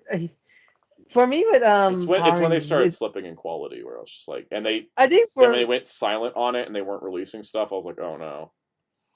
I think for me with Power Rangers with the figures, I just personally just want everything in the same scale, and that's my and that's the thing for me because for me, I always just kind of wanted them just to make more of the 5-inch action hero mold with other Ranger teams because they did. Because Legacy started as that. They did like right with the Mighty Mighty Morphin ones. Morphins. I wanted it to continue like that, yeah, because that would have been nice. I like because that's the thing. The 5-inch action figure hero line was honestly the best of Bandai America. It was fun. I did enjoy it a lot, and I think that they could have definitely. I feel like they should have stayed in that scale. Like maybe add more paint and accessories. Because that's the thing. Because I feel that every Ranger fans want is to recreate the Legend War, Legend Battle with everyone the same scale, not like 5-inch and 6-inch, 4-inch, and all that stuff. And like, plus like the proportions on like I feel the action hero mold was a decent body shape where there was still kind of heroic Bruce Timm body style, but they're like a decent like they don't look bad. Some like compared to some other previous Bandai America figures like the Overdrive, some Overdrive 15th anniversary figures, which those were bad in terms of proportions. Unless they release, because I was recently going back and looking at a Dino Charge toy line, man, like Dino Charge was like the peak of 2010 Bandai. It was after that because the movie flopped and that just killed everything else. Because from what I understand, and I don't have like concrete evidence on this, from what I understand, Bandai America did not have a budget for the movie toy line and a budget for Ninja Steel toy line, so they took the Power Rangers budget for the year and split it in half. And that's why both toy lines were kind of awful. Suffered. Just really suffered. They really suffered because of that. So, and then when the movie flopped and then the toys started flopping, then it started hurting Ninja Steel, and then it all just came crashing down. And now we have Hasbro, where things are basically the same as it was before. Like, I can't say that Hasbro is better or worse than Bandai because I think they both make crucial errors in how to do a toy line. A good point too is Legacy. They didn't give us the weapons. Yep. Smith the Crow points out, like as I've even stated, we got the weapons. Forgot about the signature. Yeah, I forgot they didn't have the signature weapons. Yeah, Legacy line was too big. Didn't have weapons. Their joints were always loose. They didn't paint. Lightning Collection they try to get a lot of details in, but they have 4 different designers working on a team. Yeah, no, I think if we just had some consistency in design work, it would solve a lot of problems. It worked. Because like having issues like we have with the factory issues of missing hands or wrong hands, that's kind of simple. That's kind of a standard with a retail line. But having it that like all the figures don't even look like they're supposed to or matching, that's an inconsistency that they need to get a fix around. And the fact again, with other toy lines, it's not a problem because you don't have shared design elements like you do in Power Rangers. Yeah. And the thing is, I think the reason why people are just kind of tired and angry is just the fact that it's been 4 years and it doesn't feel like it's getting much better. Yeah, and the fact that when anyone's tried to reach out to Hasbro, them being the corporation they are, they don't respond. Yeah. Versus Bandai, where eventually they have to respond because they were actually also with Bandai, Power Rangers was their big thing, and they wanted to make sure it did well. Whereas Hasbro, I mean, has other brands. Pretty much everybody that works on the Hasbro team for Power Rangers works on another brand as well. Not a single person is working only on Power Rangers. So there is a split focus. And then there's also like because you get disadvantage pros and cons. Like I feel like I mean, Hasbro started fine with the basic toy like Bandai America. Basic toy line was they focused on collector figures, but basically you got the Zords out right away. The 5-inch figures were pretty decent. You got like a lot of side stuff like vehicles and gimmick figures. And Hasbro, well, like it's the 5-inch stuff from Beast Wars are fine, but they screwed up in the Zord releases. There wasn't really much other merchandise like vehicles and deluxe. I mean, it's like Beast Morphers like start out good, but they just deflated near the end. I think that I hope that whatever the next thing for Power Rangers is, whatever it is, because no one actually knows. The people that work at Hasbro know, but like none of the fans know. It's not formed enough yet for there to be like proper concrete. This is what's happening information. whatever's happening for 2023 with Power Rangers, whether it's new thing, Sentai adaptation, or nothing, they got to get a better handle on the toy line. But if they don't have to conform to Nick's weird like split season crap, maybe it'll make everything work out. I don't know. I think that's really like the whole like split season stuff. I think it's more harping Hasbro. It's hard to manage. It's really hard to manage, and yeah, no, it's hard to manage 2 years of the same Sentai adaptation, and I don't think Bandai kind of figured it out because they padded out their lines so that each line was equal in their amount of toys. Whereas with Hasbro, it's like they put most of it out, and then the second year is just like, what? Just We got like Beast Morphers and they released like enough, but not like really a whole lot. Also, Dino Fury needs to release a Dimetro Zord, and if they don't, Hasbro are idiots. Yeah, like they skip out the Beast X Kings, or the whole second season was themed. I know. They seem to really love Zords, but they seem to not know how to do all the Zords. Like, they don't know how to complete a set of Zords. It's so weird because they skip on some stuff. Like, they didn't do Robo Roxy in Beast Force Season 2, even though that was like a clearly easy-ass repaint to do. But Hasbro missing easy repaints is the thing they've been doing with Transformers for the last 5 years. True. But still, it's like, I just don't think Hasbro really knows how to do PR in 2 years, unlike Bandai, because Bandai has all the extra fluff of toys. Plus, I think it helps at least the season with stuff like the seasons. Like, well, I mean, like Mega Force 2 and Mega Force, there are 2 different Sentai, so you get viewers, you're fine there. But then we got like Dino Charge. It helps as 10 Rangers, and then they actually release monster. Dino Charge was the only time the split season worked. Yeah, then just like Samurai was kind of alright. Mega Force was just 2 series adapted. I mean, when it comes down to it, like getting back on track of like, because we have this we'll end up like just going through year by year. I mean, I think it's just with Hasbro going forward, if they have more control over what's being made, then they're going to be doing better in the toy department. Also, that guy Brian Panaguy mentioned that I guess someone who does the tabletop games allegedly did an interview with Hasbro saying there isn't a relationship. Do you know about this? I haven't heard anything about that. I've not been in the board game scene as much. Look, this whole split thing can't happen. The problem is, I think people are taking the word split in the wrong context. Because if they do split, then we're never getting any more. There's a difference. There's a difference between Hasbro not adapting Sentai anymore and Hasbro splitting from Toei. Hasbro has to license part of Power Rangers' existence from Toei, because if they completely if they have no connection with Toei whatsoever, we don't get anything based on anything that Hasbro didn't make. Anything that's based on a Sentai suit, they could not make toys of, and they're not going to give that up. They wouldn't be able to air the show. They wouldn't be able to use the suits. They wouldn't be able to use the Zords. Lightning Collection would just vanish. So there's definitely like not a split there. Now the split is the thing is they probably don't have the same partnership that Saban and Toei did. Hasbro and Toei have a different thing going on. But I would imagine that Hasbro's pretty much, this is my guess, and just the way that things are going and the way they have like Jonathan Inselweiss like developing a whole thing. I think we're done with Sentai adaptations with Dino Fury, personally. I think Hasbro wants to get into the self-produced Power Rangers biz, because then they can control the toys, the marketing, the release, everything. They want the whole control without having to follow up on whatever Sentai's doing, because Sentai has been wildly inconsistent all over the place and hard to market.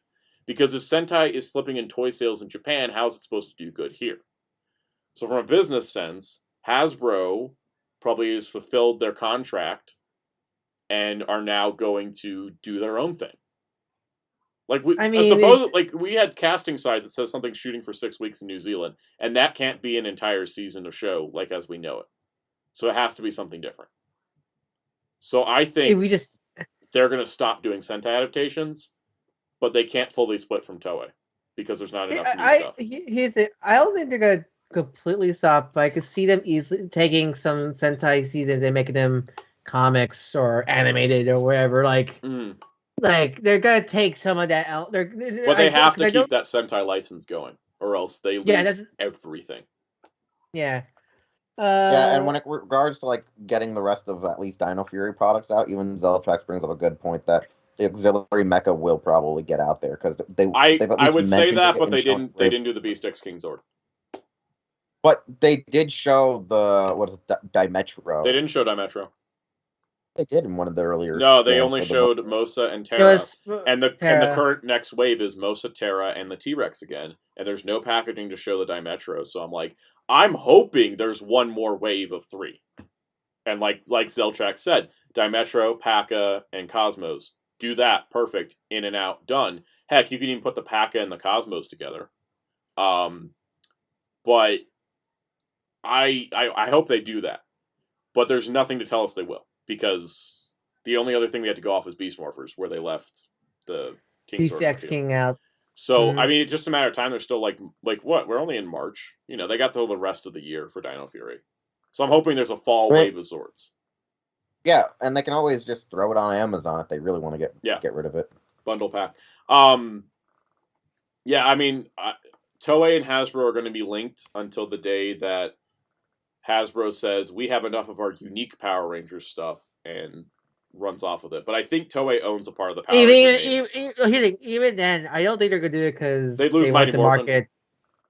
Yeah, they lose Mighty Morphin. That'd be like losing Transformers G1. You're never gonna let them. Not happening. No, they're not gonna do that. But I can definitely say that they're building out they want to build out a new universe that's now tied to Netflix. It's probably going to be original property stuff, not Sentai adaptations, and that's fine. I'm ready. Get ready for those crappy Solar Rangers or whatever they were called. I mean, we're not going to get anything like that. That doesn't work in physical. I know. I'm just making the joke. I'm just making the U.S. design stuff in comics does not translate to what they'll use for film and TV because. That's I know. I'm just making the joke. I was say when we do get U.S. exclusive stuff, they better be better designed. I hate the Solar Ranger. We're gonna get. Here's my prediction, and I don't really. If anyone thinks this is terrible, I'm sorry. This is probably what's going to happen. We're going to get something more tactical. Think first Mighty Morphin movie, where the Ranger suits are more armorized. I think they're not going to be full spandex. Let me finish. Let me finish. This is the Soundout12 live stream. Let the Soundout12 finish his statement. Here's why. This is my prediction. Okay. You're gonna have Ranger suits that are armorized. They're gonna have sleek coolness to them as like the key buzzwords. The Zords are gonna be heavily mechanicized, and the overall look of it is not gonna be bright but more subdued colors, because essentially what it needs to be is that it's gotta have it. What essentially Power Rangers needs is to somehow draw kids' attention away from the MCU. So what they're going to do is try to get some of that MCU aesthetic pulled into it. And probably some Transformers movie aesthetic, because that's still an incredibly profitable franchise. I will disagree on this actually, because, I mean, so many kids' shows and products are so colorful that they need to because they're not going to aim this only at kids. This is going to be they're going to try to get everybody. And so they can't be too brightly colored, they can't be too goofy, because they want to grab a wider net. Do you think they'll do the He-Man thing where they have 2 separate shows? That's the thing. Do you think they're going to do that? Eventually, they've already, I think, mentioned it. They already said they're going to do that. Because I feel like you need, you can't. I know Power Rangers fans hate this, but you need that kid audience. You need the kid audience, but you have to retain your audience. If your audience is only 3 to 7 year olds, you have to reset every year your audience, and that does not grow a brand. I mean, who knows? Who knows who the kids show can be better than the adult show?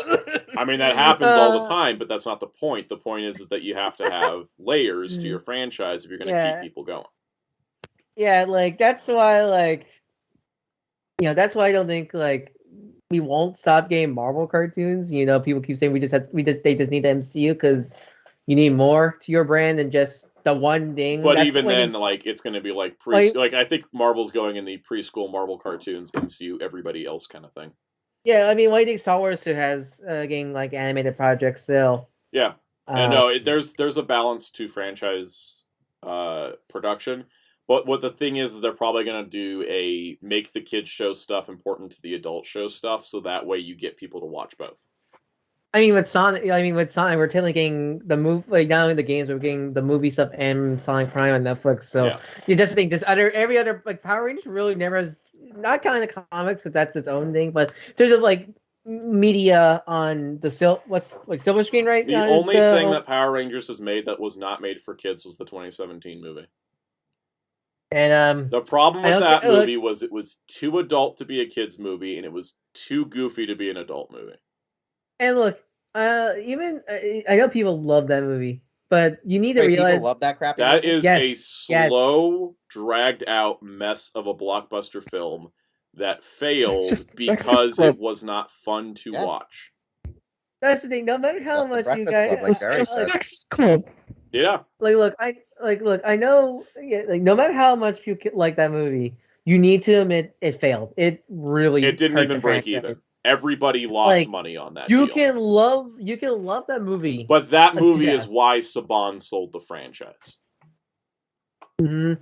You need that movie is as much as that movie hurt the brand more than anything. You may love it in terms of like the actual film itself, but and that's fine. Love it all you want, but you have to admit that it was an absolute failure. They're never revisiting it, and they're going to go in a completely different direction because that literally poisoned the franchise to the point where we're at now.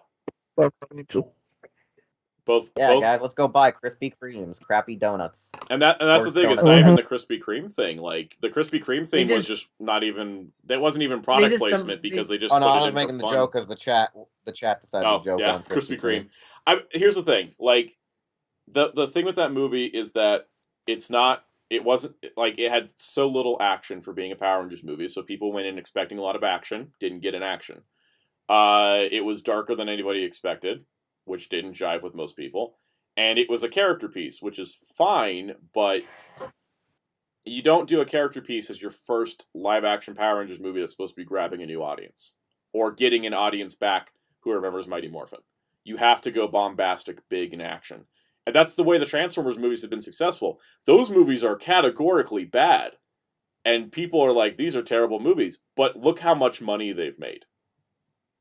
Mm-hmm. Like it's with Power I should know. I want too many studios. Because here's the thing: is Transformers ended up going nuts and exploding into this massive franchise. It was pretty much an obscure gem, and then the movies happened, and now it's like a mainstream thing.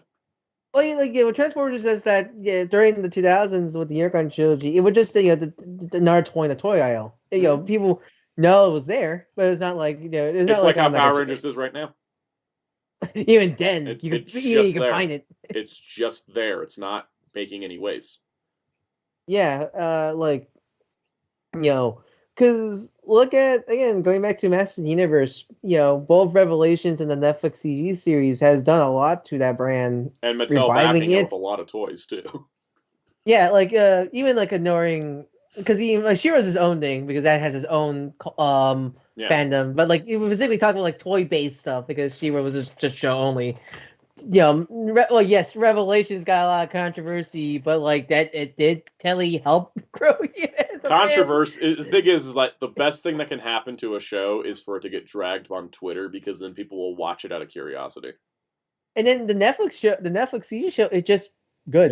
Yep. I have seen there's people just talking about it just because it's just a good cartoon, and I feel like stuff that's the thing with Power Rangers. The problem with Power Rangers, Battle Fury, and Beast Morphers, and if Power Rangers want to keep being relevant, it really needs to be the same quality as not CW, but these popular shows aimed for totally kids, but also can watched by older audience any Netflix, a lot of the Netflix original cartoon stuff, or even this maybe not something like the Disney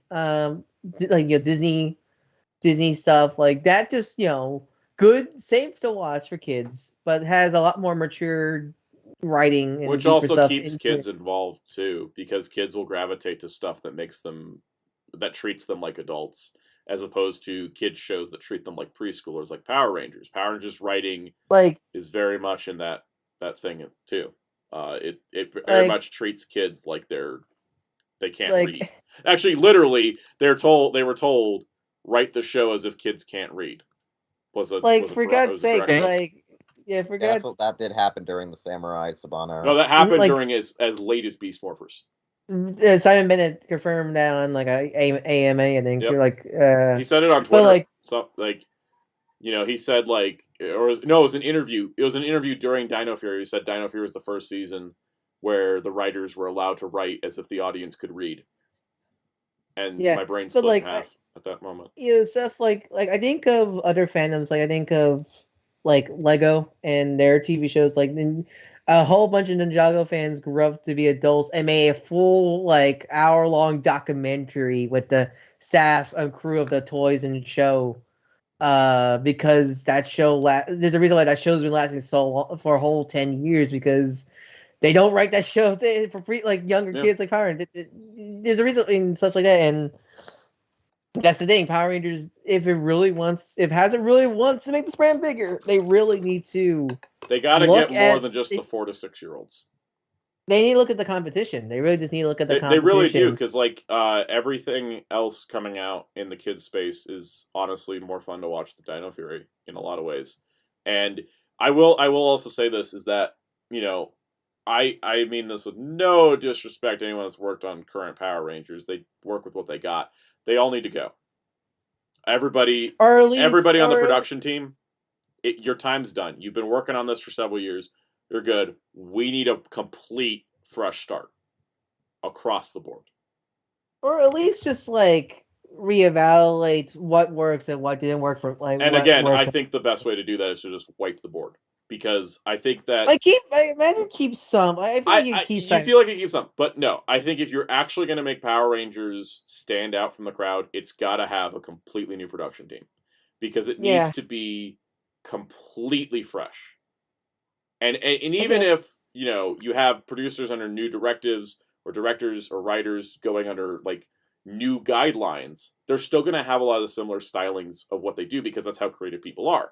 So they've been running with the same like writers, producers, and directors for like the last 6 years. They've had their time. That's it. Brian, I see also Brian saying in the chat they also need to get out of New Zealand. I don't think New Zealand's the problem. New Zealand's not the problem. New Zealand's the cheap place to film. The only better place would be Toronto, but Toronto's getting packed with productions, so scheduling's a difficult thing.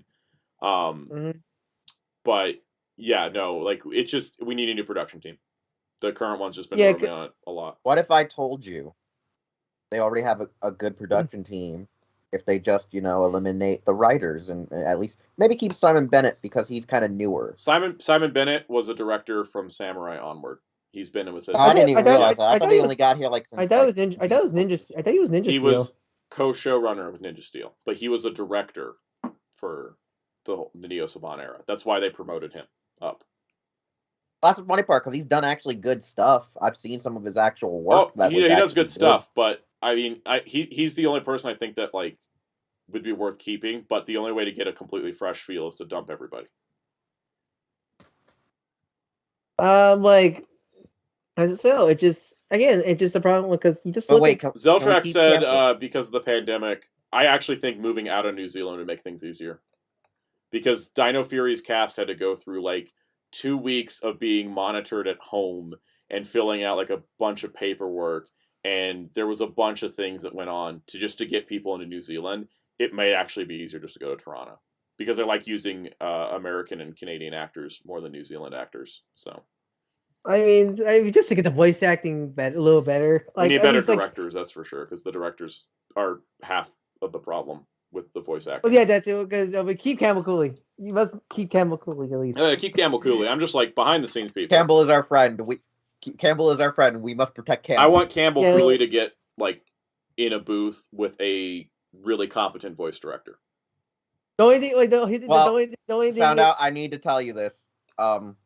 I think currently he is the voice director now. Well, here's the thing: scripts, director, producer, tighten this up, because the problem with a lot of the voice performances, and I mean this is no slight on anybody that actually works, because this decisions were higher up. The voice direction is done too cheesy. Yeah, like the difference It's between too much trying to be Mighty Morphin, and that needs to go. There's a difference between like Ben Diskin, Hammy Skeletor, and Netflix He-Man versus the cheese monster voices and Neo Saban The problem Hasbro. is that all the monster voices from the last several years, minus some in Dino Fury, because Dino Fury's had better voice acting, all sound like somebody's like parent doing monster voices for their kid to play with. Like, it's either you get the gravelly monster and I'm attacking the city, or the I'm a high-pitched monster and I'm attacking the city. Like, you get, there's no nuance. Wow, that was a great way to explain Disney taking over the world there. Thank you. No, but like you don't get like exactly. You don't get stuff like you get with like Darkonda or Deviot, where you have like the smooth talking villain. Like, everybody's a scraggly monster or a high pitched monster. We have pirate voice for Shipwreck and have a yarg me. Yeah, I mean, like Campbell Cooley as was it Slither? What's Weisel's? Slither, yeah. Slizer. That's the coolest Power Rangers monster voice we've gotten in 12 years. I think I like Sledge voice. I think the Sledge was fine because the writing saved him, but I don't think the voice was. I think that one fit. It was fine. Like, I think Sledge's crew was fun because of that, but in Ninja Steel, everybody was very generic. It's interesting because rewatching because I rewatching some Saban era Digimon dub. I did not get any of that kind of cheesy voice acting from, maybe because it's just nostalgia. Oh no! There is absolutely, like, you look back at like anything from that era, they were really trying their hardest to make everything sound really good.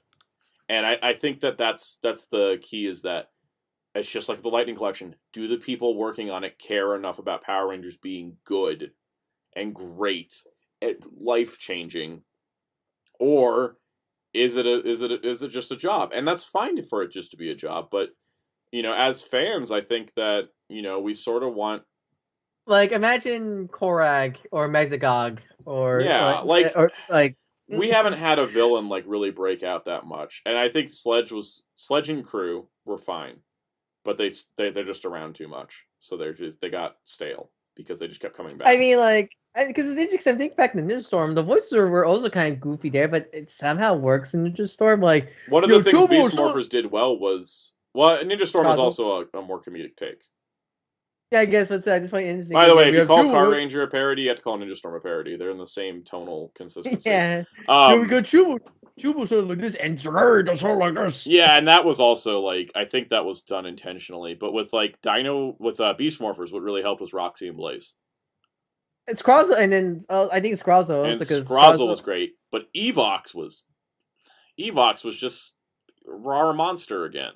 He sounded like this, and then it was great when he finally like switched to the Vengeance voice. Vengeance, but, yeah. The Evox voice was just Snake Guy. He sounded like this pretty much.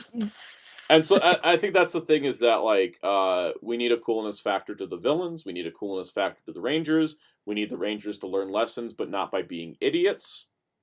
Like, think back, like, we got Neil Kaplan's Diabolical. His Diabolical voice is still very iconic. You've got there's so many actors that did such great. Like, there was some really, really good actors doing Power Rangers voices in like late Saban era, and I'd love to see that again. Even Disney, because you came in like, because it really is just because all Disney era is all New Zealand actors, the voice acting. So it's not just New Zealand, because Korra. I think it depends on talent, writing, directing, producing. What is the producer looking for? How is the director going to live up to what the producer wants? How does the writing support the director to get the actor to perform the best that it can, so that the producer is happy with the final product? But if the producer wants raw monster, the producer's going to get raw monster. It's kind of funny because for Megaforce, they did 2 3DS games. Those were recorded in LA. Yep. Like Bang Zoom, and it's so funny hearing voice like James M. Price doing Ghost State and Richard Epcar doing Ghost State of Robo Knight. They actually were kind of better, to be honest. Like, it's so weird hearing Richard Epcar, because Richard Epcar's it was part of the old Saban crew during PR. So it's so weird hearing his voice in Robo Knight, but it felt so natural because it kind of felt like the old days. And that's the thing, going back to like Campbell Cooley or Simon Bennett. seeing their work and then seeing like the highlights of their work, they can do great stuff. I just feel like up the chain is failing the creative people below. Same thing with a lot of the Ranger actors.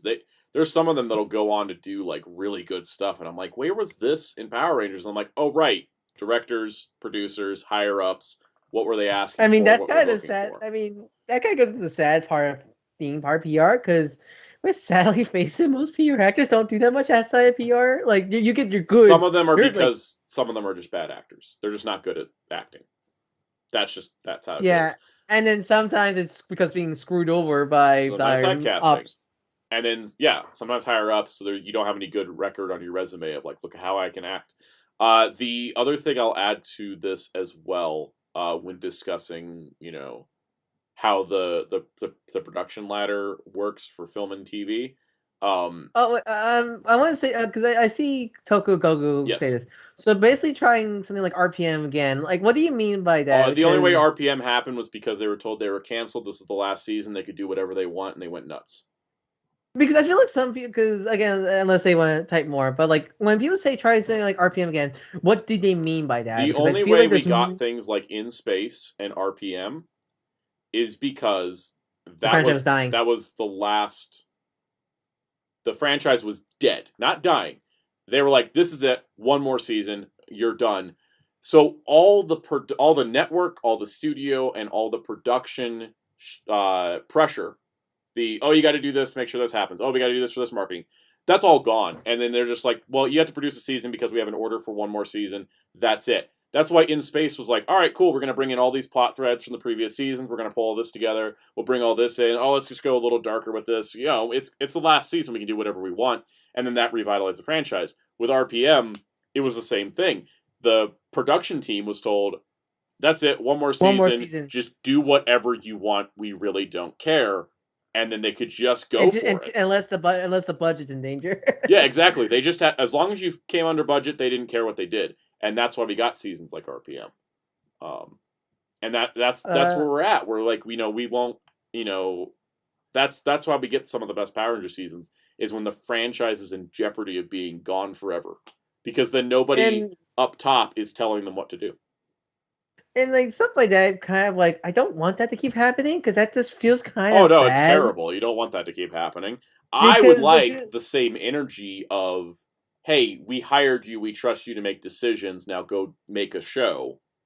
I want that energy without the franchise is dead part of it. Yeah, because it feels like that. This kind of feels like that the only way Power Rangers can be good if it's just like if it's dying. That's not a healthy state to be in. It's not like a health. Not at all. Because because it also kind of feels sad because that means the only way, the only effort the writers will put in is like this is literally the last thing you need to do. Like that's kind of. And that's the thing sad. too, is we know from Simon Bennett's interview that they wanted to do story arcs in Ninja Steel, and Himes said no story arcs. Everything must be episodic. And that happens. Mm-hmm. Or Nick says we just want episodic stuff. Network, studio. So I guess hierarchy: network, then studio. Then producers, then directors, then writers, then pretty much everybody else. And if the studio says, make the show for 4-year-olds, or if the network says, makes the show for 4-year-olds, the studio will say, make the show for 4-year-olds. And the producers are like, we have to make it for 4-year-olds, and then the studio says, yes, or else we'll get somebody else to replace you. It's always interesting hearing stuff like that, because I think with Transformers, like something like Transformers Anime, that was fully in-house by Cartoon Network. Yep. Deal Cyberverse. They're just has this commission. It's like commission writers. And that's a like, whole different ball game when it's in-house versus commissioned. Mm-hmm. And like, where does PR? I forget. So is PR technically commissioned by Hasbro? Where does PR like lean into that whole kind of? It was in-house at Saban, but they would just hire people in New Zealand. And I think with Hasbro, they're doing the same, but through E1 now. So. I mean, again, I don't know the whole structure. I think the only way to solve Power Rangers problems is to dump the production team. There's fresh bread. We need fresh blood. Completely fresh blood. Completely fresh start. And whatever they're doing with Jonathan. I mean, and also, if Hasbro / E1 can just let Intelweiss like develop his universe thing and just stay kind of hands off of it, it's going to be a better product. I mean, also get people. I feel like you also need to kind of get people that like does actually love this brand, and I don't mean just I am more, but the brand a whole. Because again, I think back Netflix Masters. That show was made by people who love Star Trek Masters. Picard. The current production designer put in is taking photos of sets and was posting them on Twitter after episodes air, going, "All right, so here's this ship. This ship was first in this novel, and we used the Eagle Moss toy model of it as our digital model because we didn't have one, and we named it after this guy who was an author of this part." Like that kind of level of love. Yeah, I feel like you need to get people that do legitimately love this That's franchise. funny because somebody told me that companies are not looking for people like that. It depends Someone on the once company. told me that. And the thing is that first of all, can you do your job well? And then if you're a fan, you get to do extra stuff.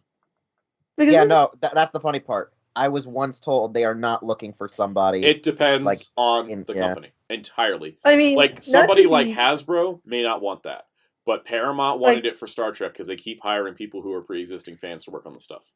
Like, not to be rude to the current staff, but like that's the biggest thing I think of because how much work did they do before Power Rangers? That's what I'm curious about. A lot of the staff. Again, because they're hiring New Zealand talent because they get better government paybacks.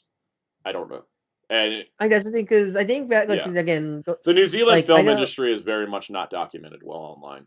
Yeah, that's the thing because I know what Netflix Masters they got the main producer Brian. I'm blanking on her name, but I know he had a big credit. He worked on like a lot of the Max Steel 2010 series. Sort of starting to wrap this stuff up because we're on 3 hours. Yeah, we're getting I'm tired.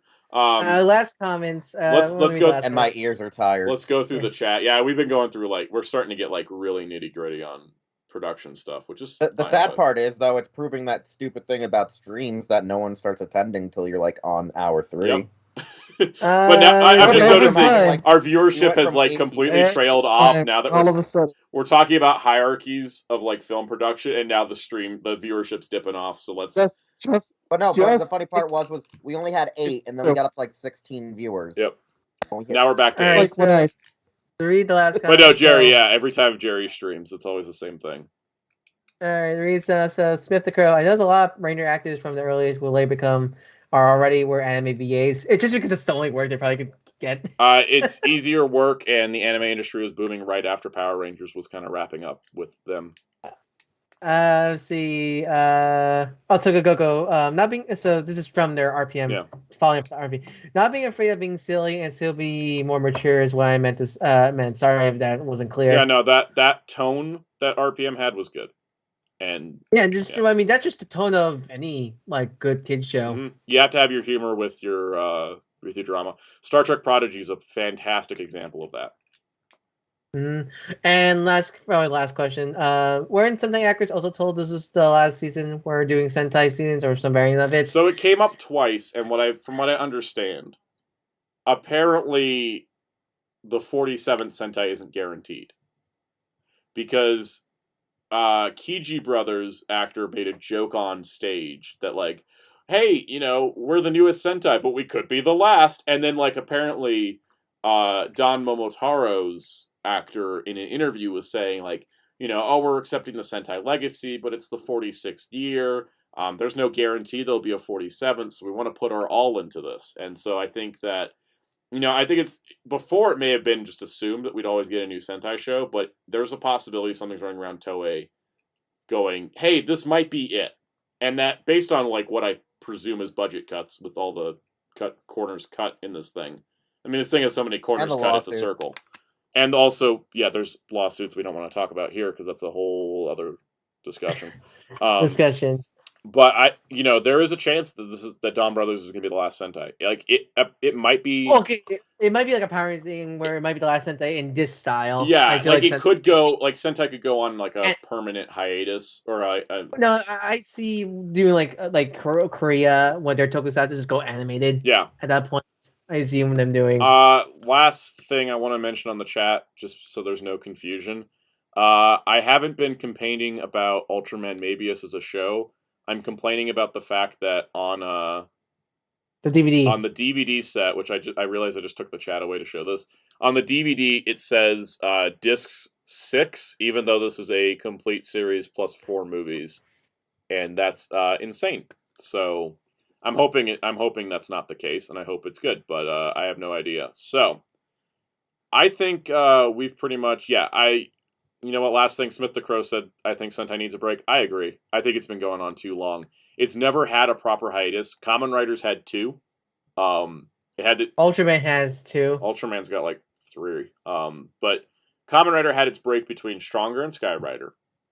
And it had 3 breaks. Between Stronger and Sky Rider, there was a break. Between Super 1 and Black, there was a break. And then there was the big break between RX and Kuga. And that sort of reinvigorated Kamen Rider when it came back. Sentai hasn't had that. Sentai needs that. It needs a creative recharge across the board. Also, Ultraman's had because there's the gap between 80 and Tiga, and then the gap between... There's like a bunch of mini gaps in the Heisei era. But anyways... I was a gap. Yeah. So anyways, I think we're about done with the stream. We've gone 3 hours, 13 minutes. Any final comments? You have 1 minute to catch me, and then we're gonna run away. From us or them? From anyone. We got 1 minute left. I'm going to end it at 9:15 local time, which is whatever. This is what you need to do for the last minute. You just need to go check out Hero Club on twitch.tv at Hero Club for Life this Wednesday to hear our thoughts on the Trigger movie and to just hear us talk about the trial of the Incredible Hulk and other news like the Bandai embargo bullshit and remembering Akira Takarada. You need to also check us out at our website at hero-club.com and follow us across social media using Hero Club for Life. That's all you need to know. That's all you need to know. Also, Cass, plug your shit. Yeah, because Soundout will be with me tomorrow at 4 p.m. Eastern on twitch.tv/FighterCaus. That's FIGHTERXAOS. Me and Soundout will play some King of Fighters while talking more about random stuff. 15? 15. Yes. Yes. I'll probably be geeking out about Testament tomorrow because that's all it's been on my Testament's mind. great. Testament I'm glad I occupied a kept space Guilty in Gear. my brain. I'm glad I kept Guilty Gear after all. All right, and you can check out Ryan on Twitter at DarkClaw643 because he's awesome and does all this awesome stuff. We're making sure this Sonic video is the best it can be. And Toko Gogo gets the last comment of the night saying, "Night everyone, be excellent to each other." And I will bubble that up with, "Be excellent to each other and party on, dudes." And that's the end of the stream.